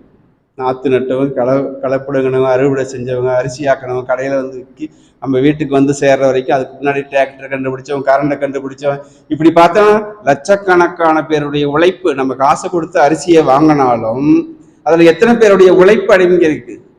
ஆனா அந்த சமுதாயத்துக்கு நம்முடைய உழைப்பை திருப்பி தர வேண்டும். இந்த சமுதாயத்தை வந்து எப்பவும் நல்ல ஒரு சமுதாயமாக நம்ம மாற்றுவது நம்மளுடைய கடமை. ஏன் அப்படின்னா அடுத்த தலைமுறை நம்மளுடைய பேர குழந்தைகள், நம்முடைய குழந்தைங்க பசங்க எல்லாமே இந்த சமுதாயத்துல தான் வாழ போறாங்க. அவங்க துன்பமில்லாத வாழணும், மகிழ்ச்சியாக வாழ வேண்டும் என்றால் அத்தனை பேருக்கும் இந்த பயிற்சி நம்ம கொடுக்கணும். அத்தனை பேருடைய கருமையத்தையும் தூய்மைப்படுத்தணும், களங்கப்படுத்தக்கூடாது. கருமையும் கலங்கப்படும், எண்ணினால் கூட கலங்கப்படும். கெட்ட தீய எண்ணங்களை எண்ணினால், பார்த்தால், கேட்டால் கூட கலங்கப்படும். அப்ப தூய்மைப்படுத்துவதற்கான ஒரு பயிற்சியை நம்ம கொடுத்துட்டே இருக்கணும். அதனாலதான் மகரிஷி வந்து நல்ல அறம் செய்ய, அவையார் சொன்னாங்க, அறம் செய்ய விரும்பு. நம்மளால முடியலன்னா கூட நல்லது செய்ய விரும்பு, கெட்டதை வந்து மனதால் கூட நினைக்க கூடாது. என்ன ஆகும், ஒரு எண்ணத்தை எண்ணினால் அந்த எண்ணம் ஒரு நாளைக்கு செயலுக்கு வந்துடும். அதனால நல்ல எண்ணம் நல்ல சொல்லை கொடுக்கும், நல்ல சொல் நல்ல செயலை கொடுக்கும், நல்ல செயல் நல்ல விளைவை கொடுக்கும். அது நம்முடைய கருமையத்தை தூய்மைப்படுத்தும். தீய சொல், தீய எண்ணம், தீய செயல், தீய விளைவு கருமையத்தை களங்கப்படுத்தும். அதற்கு தான் மகரிஷி நமக்கு தற்சோதனை கொடுத்திருக்காங்க, அகத்தாய்வு பயிற்சிகள். இந்த அகத்தாய்வை வந்து நம்மளுடைய வாழ்க்கையோடு தன்னை இணைச்சிக்கணும். அகத்தாய்வுக்காக தனியா உட்காந்து இப்போ ஆய்வு செய்ய தேவையில்லை. சாயந்தரம் இருந்து இரவு வரைக்கும் நிறைய மக்களோட நம்ம தொடர்பு வச்சுக்கிறோம். இப்போ எல்லா உயிர்களும் எதை விரும்புது, அன்பும் கருணையும் தான். எல்லாத்துக்கிட்டையும் அன்பு செலுத்தணும். எப்படிப்பட்டவங்களையும் நம்ம அன்பால வெல்ல முடியும். ஆனா நம்ம வந்து சிடுசிடுன்னு கோவப்படுறோம், உணர்ச்சி வயப்படுறோம், கவலைப்படுறோம். இந்த மாதிரி உணர்ச்சி வயப்பட்ட நிலையில் இருக்கும் பொழுது நம்முடைய கருமையம் என்ன ஆகுதுங்க? கலங்கப்படுகிறது. அது சமுதாயத்தையும் சேர்த்து நமக்கு ஒன்று கிடைக்கல வருத்தப்பட்டோம் அப்படின்னா அது நம்முடைய கருமையிலத்துல பதிவாகி இந்த பிரபஞ்சத்திலையும் நேரடியாக பதிவாகிட்டே இருக்கும். எல்லா எண்ணங்களும் ஒன்று சேர்ந்து இது சமுதாயத்தை பாதிக்கும். அதனால நம் எண்ணிய எண்ணம் நம்மளை மட்டும் இல்லை, நம்மளை சார்ந்தவங்க மட்டுமல்ல, சமுதாயத்தையும் பாதிக்கும். அதனாலதான் அகத்தாய்வு தற்சோதனை பயிற்சிகளை மகரிஷி நம்ம கொடுத்துருக்காங்க. இந்த தற்சோதனை நம்மளுடைய வாழ்க்கையோடு இணைத்து கொள்ள வேண்டும். இப்ப திட்டமிட்டு ஒரு விழிப்பு நிலையில நம்ம எப்பவும் இருக்கணும். எந்த ஒரு சூழ்நிலையிலையும் தன்னை நாமாக இருக்க வேண்டும். எதை நினைக்கிறோமோ அதுவோ மாறியதான் மகரிஷி சொல்றாரு. எப்பொருளை, எச்செயலை, எக்குணத்தை யாரொருவர் அடிக்கடி நினைத்தாலும் அப்பொருளின் தன்மை நினைப்போர் ஆற்றல் உடலிலும் அறிவிலும் மாற்றம் காணும் சொல்றாரு. எதை ஒன்று நினைக்கிறோமோ அதுவாக மாறுகிறோம். நம்ம சொல்றோம், எனக்கு கோபம் தான், நான் என்னவா இருக்க மாட்டேன், மிருகமா மாறிடுவோம். இப்போ அந்த மிருகத்தன்மை நமக்குள்ள இருக்கிறதுனாலதான், அந்த விலங்கின பதிவு இருக்கிறதுனாலதான் நாம கோபப்படுறோம். இப்ப என்னதான் நம்ம பயிற்சி பண்ணி தவம் பண்ணாலும் நம்மளை அறியாம நம்மளை தூண்டிகிட்டே இருக்கும். நமக்குள்ளார அந்த உணர்வுகள் உணர்ச்சி வயப்பட்ட நிலையில இருக்கும் பொழுது நம்மளை தூண்டிகிட்டே இருக்கும். நாம் அதை சங்கல்பம் போட்டு போட்டு தடுத்து நிறுத்தி கொண்டே இருக்கணும். அப்பதான் வந்து எந்த ஒரு சூழ்நிலையிலையும் நாம் கோவப்பட மாட்டோம்னு நம்ம ஏற்கனவே சங்கல்பம் போட்டு மனசுல இணைச்சி வச்சுக்கிட்டு இருந்தோம் அப்படின்னா, திட்டம் போட்டு வச்சுக்கிட்டு இருந்தோம் அப்படின்னா, கோபம் வரக்கூடிய ஒரு சூழல் வரும் பொழுது நமக்கு சொல்லும், நம்மளுடைய உள் மனசு, நம்மளுடைய ஆன்மா சொல்லும், இப்பதானே கோவப்பட மாட்டேன்னு சொன்னேன், இப்ப கோவப்படுறையே சொல்லும். அப்படி நம்மளுடைய பழக்கத்துக்கு கொண்டுட்டு வந்துகிட்டே இருந்தோம் அப்படின்னா கொஞ்சம் கொஞ்சமா நம்மகிட்ட இருக்கக்கூடிய அந்த உணர்ச்சி வயப்பட்ட இருக்கக்கூடிய குணங்கள் மாறிக்கொண்டே இருக்கும். அதுக்குதான் எப்பவும் நம்முடைய மனசை இதமாக வைத்துக்கொள்ள இதமா வச்சுட்டு இருக்கோம். மனதை இதமாக வைத்திருப்பவனே மனிதன். அப்ப நம்முடைய பாத்தீங்கன்னா மனம் வந்து பாத்தீங்கன்னா எப்பவும் அலை பாய்ந்து கொண்டே இருக்கிறது. இப்ப மனம் இயங்கினால் மனிதன், மனம் அடங்கினால் தெய்வம்னு சொல்றாங்க. மனிதனுக்கும் தெய்வத்துக்கும் எவ்வளவு என்ன வித்தியாசம் அப்படின்னா, கடலுக்கும் அலைக்கும் என்ன வித்தியாசமோ அதுதான் மனிதனுக்கும் தெய்வத்துக்கும் வித்தியாசங்கிறாங்க. எல்லாரும் தெய்வத்தாலான இந்த சுத்தவெளின்ற ஒரு இறைநிலையோடு நம்ம எல்லாரும் அதுல இருந்து தான் வந்தவங்க.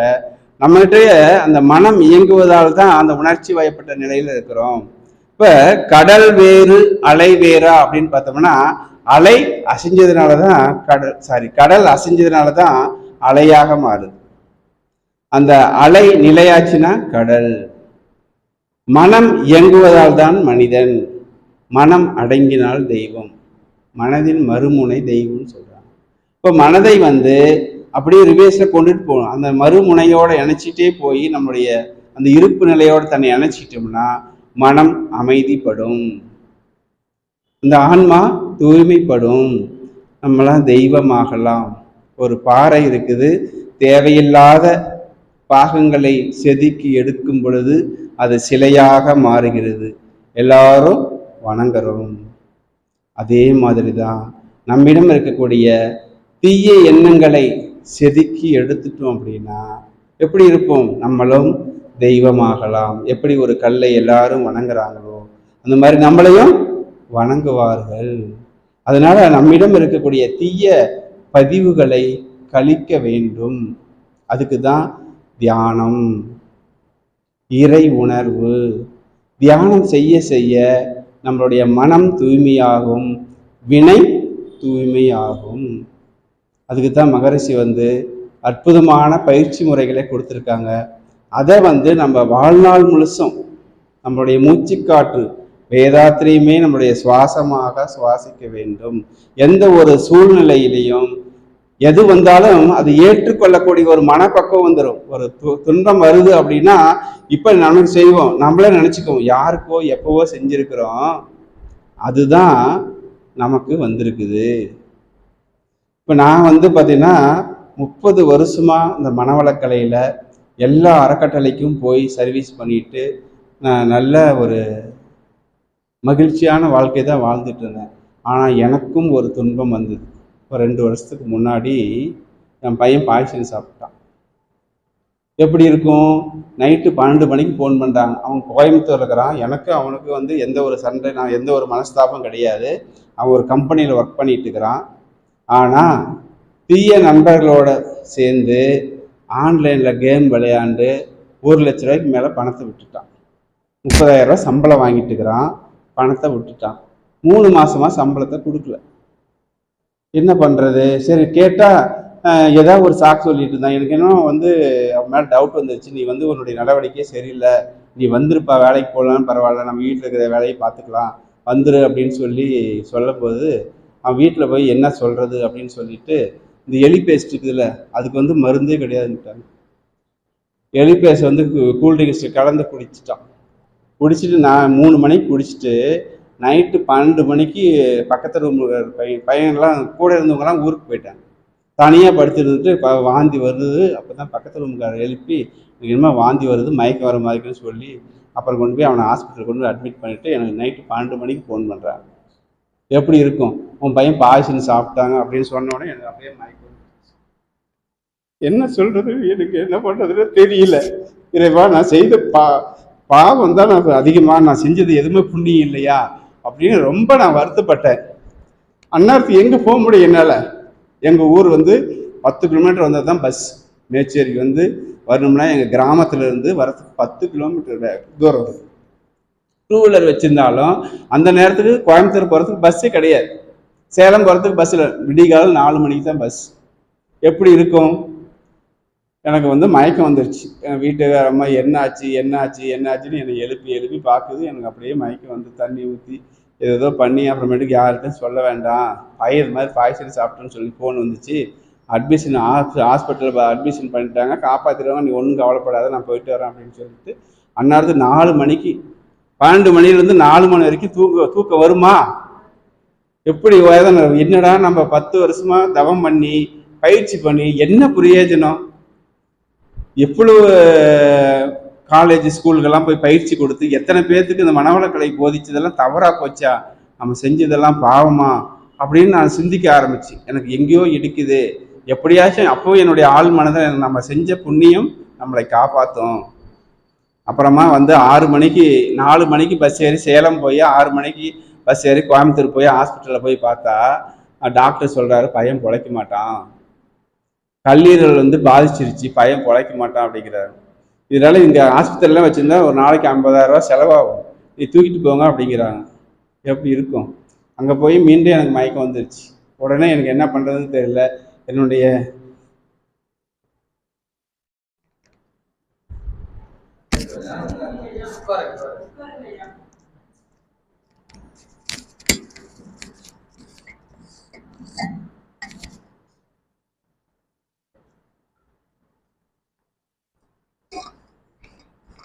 அப்போ தான் நான் வந்து என்னை உணர்ந்தேன். சரி, நமக்கு ஏதாவது ஒரு வழியில் நம்ம செய்த புண்ணியம் காப்பாற்றோம் அப்படின்ட்டு உடனே என்னுடைய உழவன் தங்கவேலையை அவங்களுக்கெல்லாம் தெரியும்னு நினைக்கிறேன், அவருக்கு ஃபோன் பண்ணேன். அவர் வந்து சேலத்தில் ஜிஹெச்சில் வந்து காசக்கானூர் அறிவித்திருக்கோட தலைவர் டாக்டராக இருக்கார். அவர் வந்து 80-70 வயசுக்கு மேலே இருக்கும். அவர் டாக்டர் வேலையெல்லாம் பார்க்குறதில்ல. அவங்கக்கிட்ட படித்த ஸ்டூடெண்ட் எல்லாம் அந்த கவர்மெண்ட் ஹாஸ்பிட்டலில் பெரிய பெரிய போஸ்டிங்கில் இருக்காங்க. உடனே அவருக்கு ஃபோன் பண்ணி உடனே இங்கே கொண்டு வர சொல்லு, எந்த ஆஸ்பத்திரிக்கு போனாலும் இந்த ஸ்பெஷலிஸ்ட் இருக்க மாட்டாங்க, ஒவ்வொரு உறுப்புகளுக்கும் நம்ம ஸ்பெஷலிஸ்ட் இருக்காங்க, உடனே கூப்பிட்டு வர சொல்லு, நாங்கள் காப்பாற்றிடலாம், கவலைப்பட வேண்டாம்னு சொன்னாங்க.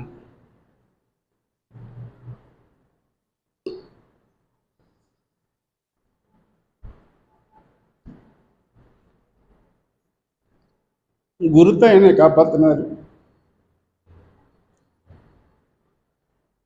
நைட்டு சாயந்தரம் 10 மணிக்கு அங்கே நைட்டு அடுத்த நாள் வந்து 10 மணிக்கு போகிறேன். அப்புறம் சாயந்தரம் வரைக்கும் அவங்கள டிஸ்சார்ஜ் பண்ணவே இல்லை. சாயந்தரம் 6 மணிக்கு மேலே டிஸ்சார்ஜ் பண்ணி நைட்டு 11 மணிக்கு கொண்டு வந்து ஜிஹெச்சில் சேர்த்துறேன்.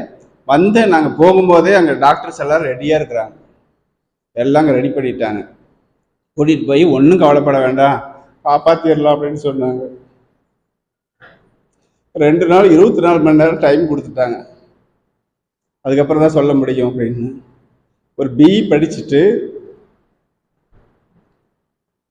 பெற்றோருடைய பேச்செல்லாம் கேட்காம எப்படிலாம் போய் என்னை கஷ்டப்படுத்திட்டான்.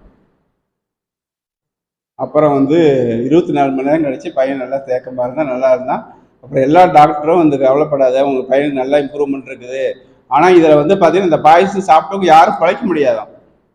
100% தான் 10 பேர் தான் அதை காப்பாற்ற முடியாது. உன் பையன் ஒருத்தன்.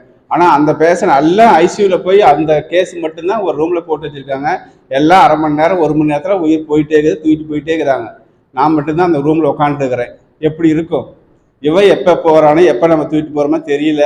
அப்படிங்கிற ஒரு காலகட்டத்தை நான் வந்துட்டேன். முடிவு பண்ணிட்டு பழைக்க மாட்டேன்னு முடிவு பண்ணிட்டேன். ஆனாலும் எல்லா அறக்கட்டளையும் வாழ்த்துனாங்க என் பையனு. அந்த வாழ்த்து தான் என்னை காப்பாத்துச்சு.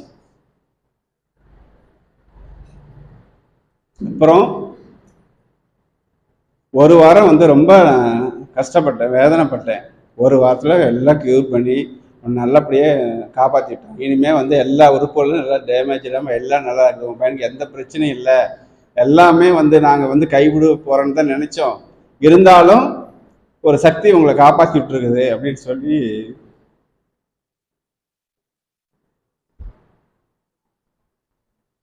எல்லா அறக்கட்டளையும் வாழ்த்துனாங்க. என்னை வந்து பார்த்தீங்கன்னா என்னுடைய சேலம் மண்டலத்தை கூட எல்லா அறக்கட்டளையும் எனக்கு தெரியாதவங்க யாருமே இருக்க மாட்டேன்.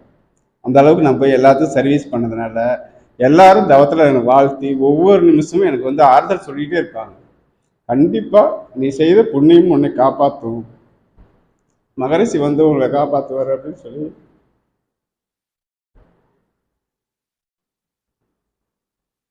சொன்னார். அதே மாதிரி ஒரு 7 நாளையில் என் பையனை வந்து டிஸ்சார்ஜ் பண்ணுற அளவுக்கு கொண்டு வந்துட்டாங்க. அப்புறம் வந்து நீ வந்து எந்த வேலைக்கும் போக வேண்டாம், நீ என் கூடயே இரு அப்படின்னு சொல்லி 1 மாதம் வந்து திருப்பி ஆலியாருக்கு வந்து ஸ்கை வெல்னஸ் கோர்ஸ்க்கு அனுப்பினேன். ஒரு 10 நாள் ரெஸ்ட் எடுத்து இப்போ நான் ஒன்றும் பிரச்சனை இல்லைப்பா, நான் நல்லா இருக்கிறேன், எனக்கு எந்த தொந்தரவு இல்லை, நானுமே தெரிஞ்சுக்கிறேன், எந்த வேலை செய்ய மாட்டேன் அப்படின்னா. இருந்தாலும் என் மேலே நம்பிக்கை இல்லை கண்ணு, நீ இங்கே இரு, கொஞ்ச நாளைக்கு இரு பார்க்கலாம் அப்படின்னு. அப்புறமேட்டுக்கு நினச்சேன் சரின்ட்டு ஆலியார் அனுப்பினேன். 1 மாதம் போய் அங்கேயே தங்கியிருந்து ஏற்கனவே நம்ம பயிற்சியெல்லாம் எடுத்துருக்குறான். இருந்தாலும் நம்ம சொல்கிறோம் எங்கள் நம்ம பிள்ளைங்க கேட்குதுங்க, பயிற்சியெல்லாம் ஒழுங்காக பண்ணாமல் அந்த மாதிரி சேர்க்கை என்ன இருந்தது, நம்மளுடைய உள்வினை பதிவு, ஊழ்வினை நமக்கு முன்னாடி இருந்த பதிவுகள்லாம் வெளிப்படுது. அப்படி ஒரு துன்பத்தை எத்தனை முறை நான் செத்துருக்கணும், அத்தனை ஒரு வேதனை நான் அனுபவிச்சேன். ஆனால் அந்த குரு தான் எனக்கு வந்து 10 பைசா செலவு இல்லாமல் அந்த கோயம்புத்தூர் மட்டும் தான் 50,000 ரூபா செலவாச்சு. அதுக்கப்புறம் இங்கே ஹாஸ்பிட்டலுக்கு வந்த பிறகு 1 பைசா கூட செலவில்லை. அத்தனை டாக்டரும் அப்பப்போ வந்து செக் பண்ணிகிட்டே இருப்பாங்க, எல்லா ஃபெசிலிட்டியும் வந்து எனக்கு பார்த்தாங்க. அந்த அளவுக்கு எனக்கு வந்து நல்ல ஒரு ஆறுதலையும் ஒரு நம்பிக்கையை கொடுத்தாங்க. அந்த மாதிரி குரு எப்பவும் நமக்கு துணை இருப்பார். நம்ம செய்த புண்ணியங்கள் நம்மளை காப்பாற்றும். ஒரு 1 மாதம் ஸ்கை வெல்னஸ் கோர்ஸில் போய் பிரம்மஞானம் வரைக்கும் 1 மாதம் பயிற்சி எடுத்துட்டு மீண்டும் வந்தான். மீண்டும் வந்து இனிமேல் வேலைக்கு போகக்கூடாது கண்ணா, நீ வீட்டிலே இரு அப்படின்னு சொன்னேன். இல்லைப்பா நான் செஞ்சது தப்பு, என்னை மன்னிச்சிரு, ரொம்ப வருத்தப்பட்டு அழுந்தான். சரி இனிமேல் வீட்டில் இருந்தால் நான் மெண்டல் ஆகிப்பேன், ரொம்ப எனக்கு வந்து நான் செஞ்சதெல்லாம் என்னால் மறக்க முடியல, நான் திருப்பி வேலைக்கு போகிறேன் அப்படின்ட்டு வேறு கம்பெனியில் இப்போ ஜாயின் பண்ணி இப்போ 30,000 ரூபா சம்பளம் வாங்கிட்டு இருக்கிறான். அவனுக்கு 28 வயசு, 29 அடுத்த வருஷம் தான் கல்யாணம் பண்ணலான்னு இருக்கிறேன். கல்யாணம் பண்ணுற நேரத்தில் டைமில் இந்த மாதிரி பண்ணிட்டு யார் பொண்ணு கொடுப்பாங்க? ரொம்ப வேதனையாக இருந்தது. இருந்தாலும் குரு எனக்கு அப்பப்போ ஆறுதல் கொடுத்துட்டே இருக்கு. எனக்கு உள் மனசு பார்த்தீங்கன்னா அந்த மாதிரி போக மாட்டான் அப்படிங்கிறது எனக்குள்ள சொல்லுது. இருந்தாலும் மனசு தாங்கலை. அந்த அளவுக்கு இந்த வாழ்த்துல என்னுடைய பயனையே மீட்டு கொடுத்துருக்காரு குரு. அதனால எல்லாருக்கும் இந்த மனவளக்கலை பயிற்சி பார்த்தீங்கன்னா நம்ம வந்து எப்பவும் எந்த சூழ்நிலையிலையும் நமக்கு வந்து உயர்வை தான் கொடுக்கும். அந்த அன்பு குடும்பத்தை அந்த ஒரு நட்பு வட்டத்தில் நம்ம இருக்கும் பொழுது இந்த அன்பு வளையம் மனவளக்கலை வந்து பார்த்தீங்கன்னா எல்லாருக்கும் எந்த விதத்திலையும் உதவி செய்ய தயாராக இருக்கிறார்கள். அது வாழ்த்து ஒன்றே நமக்கு வந்து முக்கியத்துவம். அதனால தான் மகரிஷி நமக்கு வந்து வாழ்க வளமுடன் ஒரு மந்திரம் கொடுத்துருக்காங்க. உங்களெல்லாம் நான் சொல்லி கண்கலங்க வச்சுட்டேன், என்னுடைய கதையை சொல்லி உங்களுடைய கண்கலங்க வச்சுட்டு சாரி மன்னிக்கணும். இந்த மாதிரி நேரத்தில் அப்படியெல்லாம் நினைக்கக்கூடாது. இருந்தாலும் இந்த மனவளக்கலை எனக்கு எப்படியெல்லாம் கஷ்டத்தில் இருக்கும்போது கூட எப்படி உதவிது அப்படிங்கிறது சொல்ல வந்தேன். அப்படி ஒரு பயிற்சி முறைகள் நம்ம வந்து அதனால தான் நான் மீண்டும் வந்து கிராம சேவை திட்டத்தில் வந்து இப்போ பையனுக்கு கொஞ்சம் கல்யாணம்லாம் பண்ணணும், அதனால நம்ம இதில் வந்து விலகி வந்தேன். அதை ஜோன்லேருந்து வந்து நான் அறக்கட்டளை மட்டுமே பார்த்துக்கிறேன், ஜோனில் வந்து நான் வரலன்னு சொல்லிட்டு தலைவர்கிட்ட சொல்லிட்டு நின்றுக்கிட்டேன். இருந்தாலும் என் மனசு கேட்கல. இல்லை, இதில் விட்டு நம்ம விலகி போனோம்னா விலகி போயிடுவோம். அதனால விஎஸ்பி கிராமம் அங்கே எங்கள் மேச்சேரியிலேயே அந்த ஜேஎஸ்டபிள்யூ வந்து தத்தெடுத்தாங்க. அந்த கிராம தேவை திட்டத்தில் நான் ஆசிரியராக இருக்கிறேன். இப்போ பார்த்தோம்னா பல பல அன்பர்கள் பார்க்கும் பொழுது அவங்களுடைய பிரச்சனையெல்லாம் நம்ம தீர்க்கும் பொழுது எனக்கு ரொம்ப பெருமையாக இருக்குது. ஏன்னா ஒவ்வொருத்தரும் அவங்களுடைய அனுபவத்தை சொல்கிறாங்க.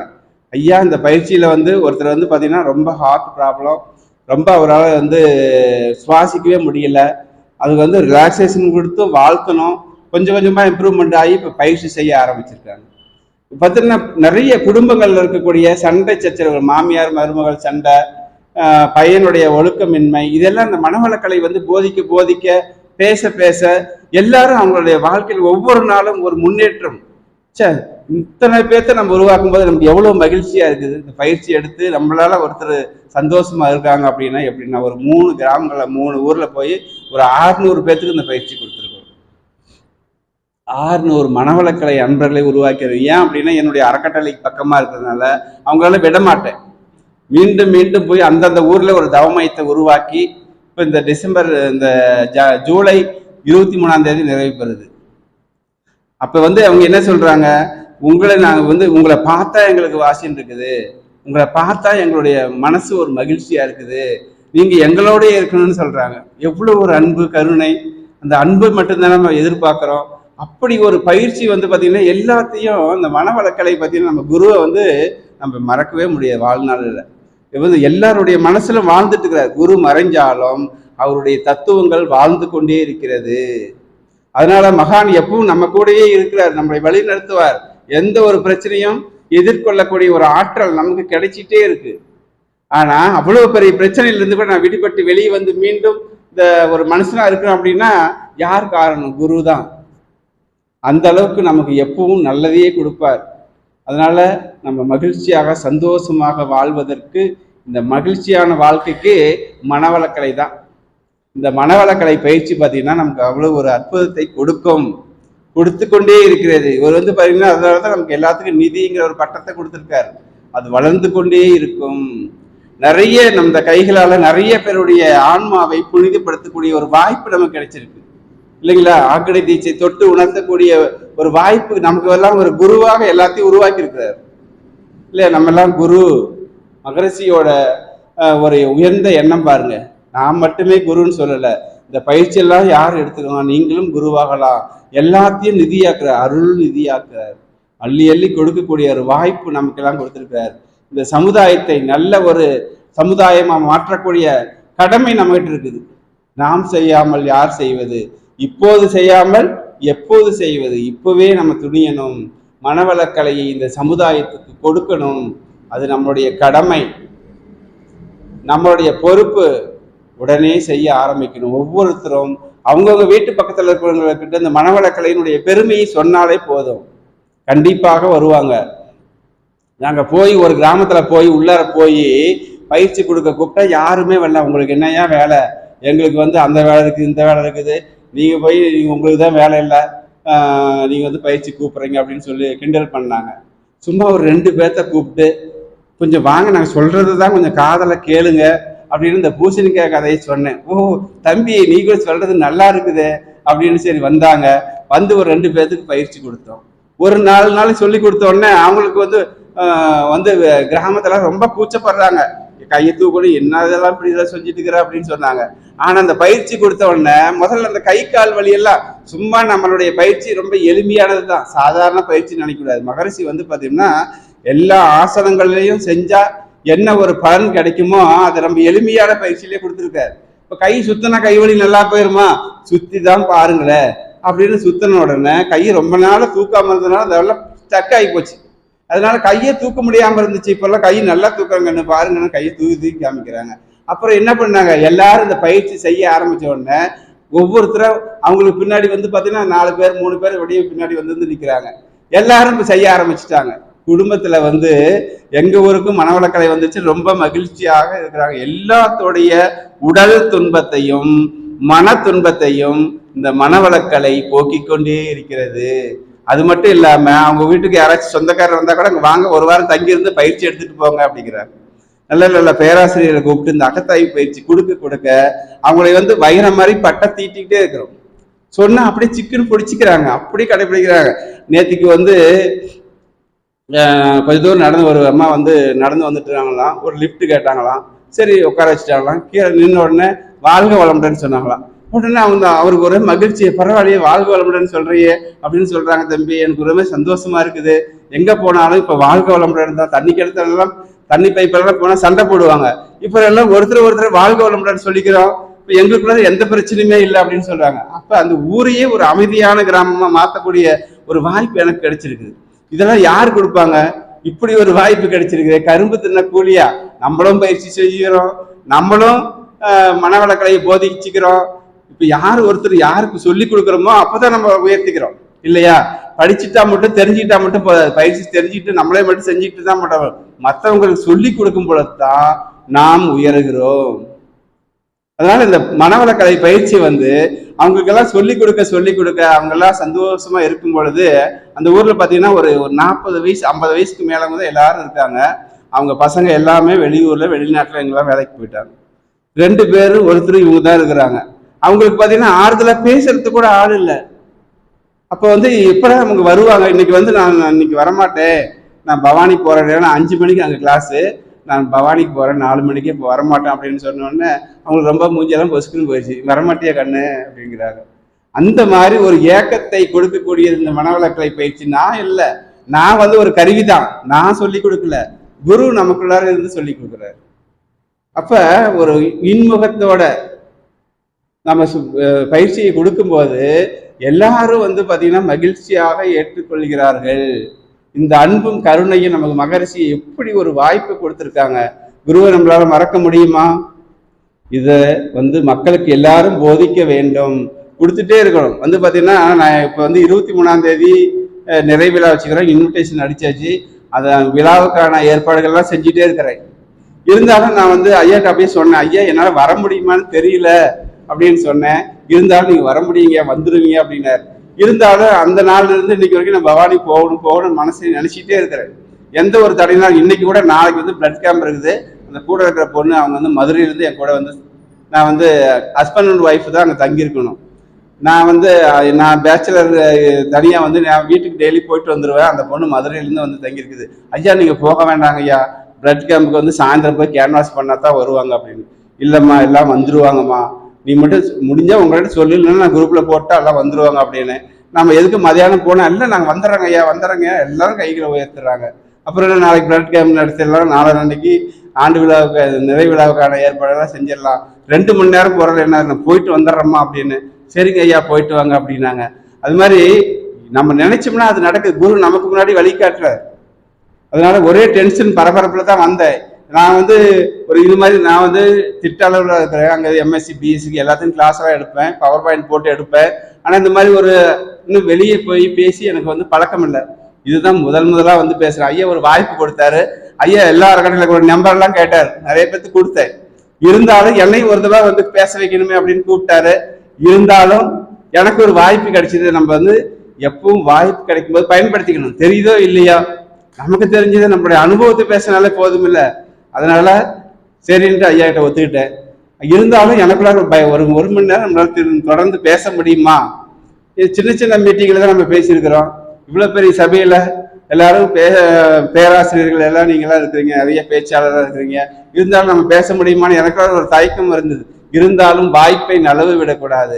இப்ப பேசணும், இப்ப பேசல, எப்ப பேசுறது, எப்ப வாய்ப்பு கிடைக்கும், பாத்துக்கலாம் அப்படின்றது அது அப்படியே தான் இருக்கும். வாய்ப்பு கிடைக்கும் போது பார்த்துக்கிட்டே இருக்கணும். இப்போ எங்க செக்ரட்டரி வந்து எங்க அறிவு திருவள்ளுவர் கட்டினாரு, அவர் பேர் நடராஜன்.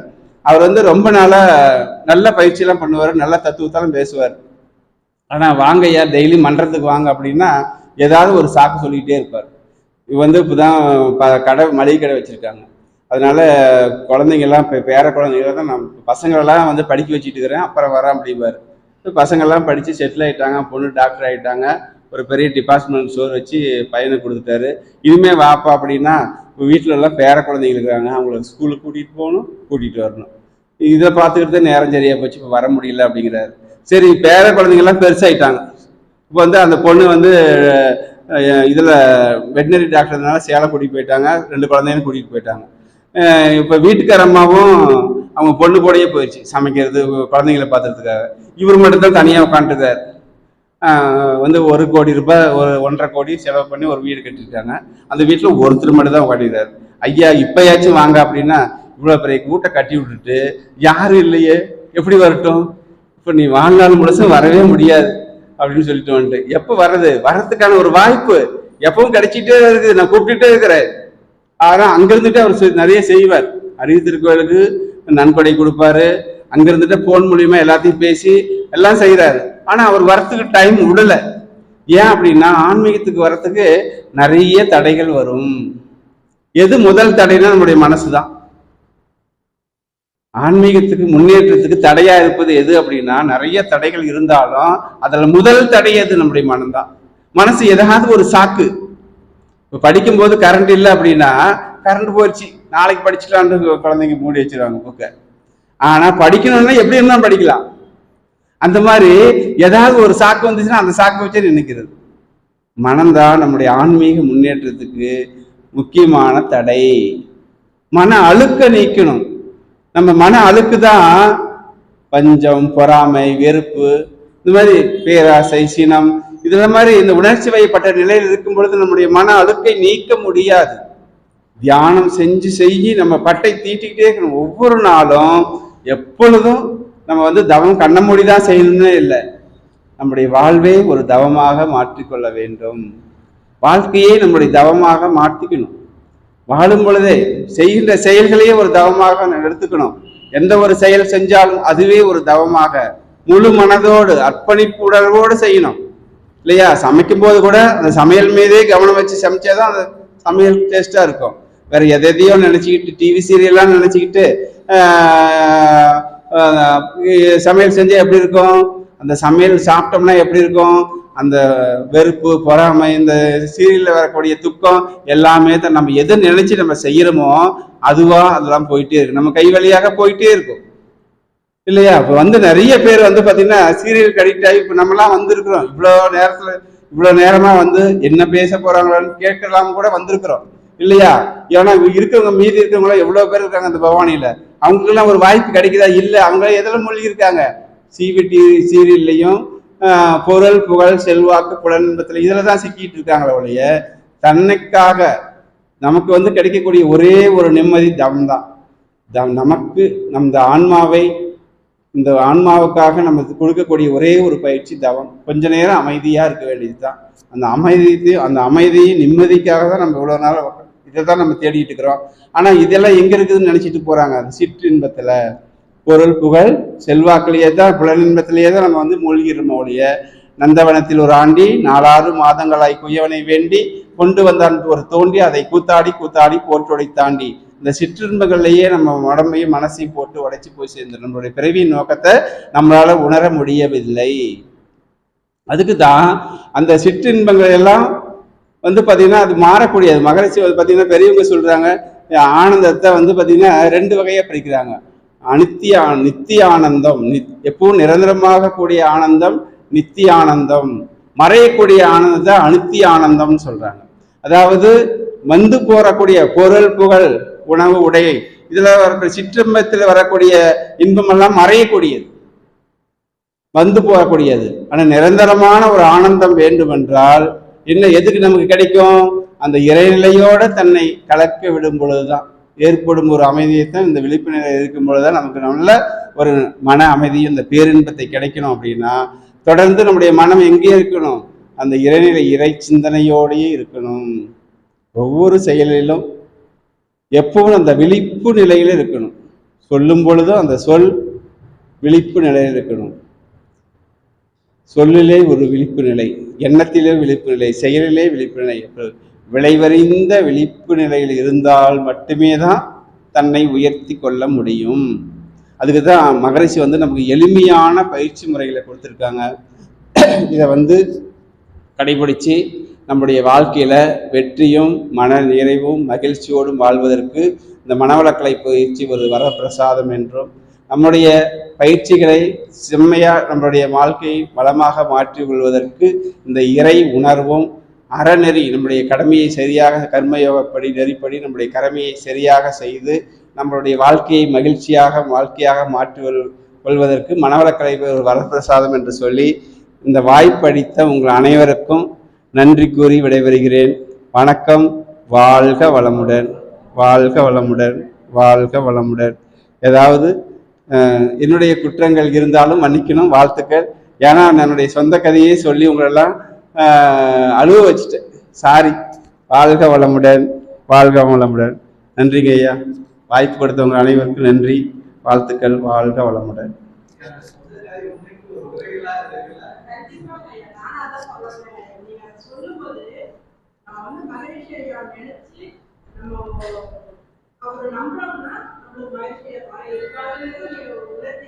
கண்டிப்பா எப்பவும் நான் குருவை நினைக்காத நாளே கிடையாது. எந்த ஒரு சிந்தனையில யாரையாச்சும் பார்த்தாலும் எப்படியாச்சும் உங்களால் அந்த மனவளக்கலை எப்படி கொடுத்தா எப்படி இருக்கும் அப்படின்னு தான் நினைப்போம். ஒரு சண்டை போடும்போது கூட இப்படியெல்லாம் மக்கள் செய்கிறாங்களே, புரியாமல் இருக்காங்களே, அறியாமல் இருக்காங்களே, எப்போ உங்களுக்கெல்லாம் அந்த மனவளக்கலை பயிற்சி போய் சேரும் அப்படிதான் நினைப்பேன். நான் பார்த்தீங்கன்னா இந்த தருமபுரி, கிருஷ்ணகிரி, ஒசூர், டெக்னிக்கோட்டை வரைக்கும் இந்த பயிற்சிகள்லாம் ஒவ்வொரு கிராமங்களுக்கும் போய் கேன்வாஸ் பண்ணி இல்லந்தோறும் மனவளக்கலை அப்படின்னு சொல்லுவாங்களே, அந்த மாதிரி ஒவ்வொரு கிராமத்துலையும் போய் பார்த்தோம்னா ஒரு ஊர் பாலக்கோடு பக்கத்தில் பாப்பாரப்பட்டி பக்கத்தில் ஒரு சின்ன கிராமம். அந்த கிராமத்தில் 50 அருள்நிதிகளை உருவாக்கினேன். அந்த ஊரில் இருக்கிறவங்க எல்லாமே இந்த கூலி வேலை செய்கிறவங்க தான், இந்த புளி தட்டுறவங்க தான், புளியை சுத்தம் பண்ணி பண்ணுவாங்க. அவங்கெல்லாம் பார்த்தீங்கன்னா ஒரு எத்தனை மணிக்குன்னா 6 மணிக்கு மேலே தான் ஃப்ரீன்னு சொல்லுவாங்க.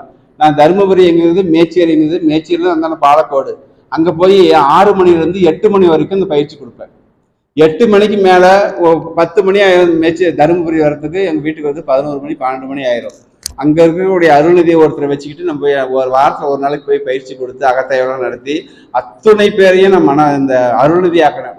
அந்த ஆளியாரே ஒரு கிராமமே பூரா அருள்நிதி. எல்லாரும் இன்னும் வாழ்க வளமுடன் சொல்லிட்டு தான் இருப்பாங்க. அத்தனை பேர் இந்த பயிற்சி எல்லாரும் செய்வாங்க. எல்லாரும் சேர்ந்து ஒரு கோயிலில் போய் பயிற்சி எல்லாம் பண்ணிட்டு இருக்கிறாங்க. அந்த ஊரே, அந்த கிராமமே ஒரு கோயில் மாதிரி இருக்கும். ஏன்னா அந்த மாதிரி கிராம மக்களுக்கு கடையோனும் கடைத்திற வேணும்னு சொல்லுவாங்க மகரிஷி. இந்த கிராம மக்களுக்கு தான் அந்த பயிற்சி முதல்ல கொடுக்கணும். ஏன்னா இந்த கிராம மக்கள் தான் இந்த உலகத்தினுடைய முதுகெலும்பே. இந்த கிராம மக்களுக்கு தான் இந்த பயிற்சி கொடுக்கணும்னு சொன்ன மாதிரி இந்த கிராம மக்களுக்கெல்லாம் போய் சந்திக்கக்கூடிய ஒரு வாய்ப்பு, நிறைய பேரை உருவாக்கக்கூடிய ஒரு வாய்ப்பை எனக்கு மகான் கொடுத்தார். அதனால மீண்டும் ஒரு முறை நன்றி கூறி விடைபெறுகிறேன். நன்றி. வாழ்க வளமுடன், வாழ்க வளமுடன். என்னுடைய உயர்வு போன்றவற்றையெல்லாம் ஒரு தனி ஒரு மனிதனுக்கு வேதாத்ரி எப்படி ஒன்று கலந்து உயிர்கலப்பு பெறுகிறார் என்பதை அவர் மூலியமாக அறிஞ்சிக்கலாம். பொதுவாக ஒரே ஒரு வரி மட்டும் திருஞான சம்பந்தர் அந்த கோளறி பதிப்பகத்தில் கடைசியாக சொல்லுவார், மற்ற அன்பர்களுக்கு ரொம்ப நல்லா இருப்பாங்கிறது ஒரு வார்த்தை. கடைசி வரி இது, தானூறு கோளும் நாளும் அடியாரை நலியாத பட்டம் உரை சொல் செய்வானை ஓதும் அடியார்கள் வாடில் அரசாளர் நமதே. அப்படின்னா இந்த நட்சத்திரம் தெரியல, 7 சரி, 5 சரி, ராகு வக்கரம், கேது வக்கரம் எல்லாமே தவம் செஞ்சால் போயிடும் அப்படிங்கிறதான் அந்த நாளும் கோளும் நம்ம என்ன செய்யும் என்ற வார்த்தையை யார் சொல்கிறா? திருஞான சம்பந்தர் சொல்கிறார். நாம் சொன்னால் மன்றத்தில் சொல்கிறோன்னு சிம்பிளாக சொல்லுவாங்க. திருஞான சம்பந்தர் யார்? மூவரில் ஒருவர், தமிழ் திரு மூவரில் ஒருவர். அதனால் தவம் பண்ணால் உங்களுக்கு 7 சரி கிடையாது, 8 சரி கிடையாது, 4 செவ்வாய் கிடையாது, 8 செவ்வாய் கிடையாது. பிறப்புலேயே வக்கரம்ங்கிற நட்சத்திரங்கள் எல்லாமே தவம் செய்கிறபோது போயிடும். அதனால் அதாவது வேதாத்திரிக்கு ஆயுள் 56 வயசு தான். தவம் பண்ணி அவருக்கு 96 வருஷம் உயிரோடு இருந்தார். அதனால் இப்போ ஐயா சொல்கிறார்ல, பையனுக்கான நிகழ்ச்சி, அந்த நிகழ்ச்சி எல்லாமே ஒவ்வொருத்தரும் குடும்பத்தில் இருக்கிறவங்களுக்கு வயசு கம்மி, பிறப்பு கம்மி, கல்யாண தோஷம் இருக்காது, ஒரு எல்லா தோஷமும் கண்ணை மூடி துரிய தவம் பண்ணுங்க, துரியாதி தவம் பண்ணிங்கன்னா எல்லாமே கணக்கு நேர். அதை நீங்கள் நம்பணும், அவ்வளோதான். இப்போ ஐயாவை வாழ்த்தி உங்களை வாழ்த்தி கூட்டத்தை நிறைவு செய்வோம். பேராசிரியர் அண்ணாதுரை ஐயா அவர்கள் வாழ்க வளமுடன், அவர்களது அன்பு குடும்பம் வாழ்க வளமுடன், அவர்களது அருள் தொண்டு வாழ்க வளமுடன், அவர்களது பொருளாதார மேம்பாடு வாழ்க வளமுடன். இன்று மாலை கூட்டுத்தவத்தில் கலந்து கொண்ட அன்பர்கள் அனைவரும் வாழ்க வளமுடன், அவர்களது அன்பு குடும்பம் வாழ்க வளமுடன், அவர்களது அருள் தொண்டு வாழ்க வளமுடன். அவர்களது பொருளாதார மேம்பாடு வாழ்க வளமுடன், வாழ்க வளமுடன், வாழ்க வளமுடன். உலகள வாழ்த்து.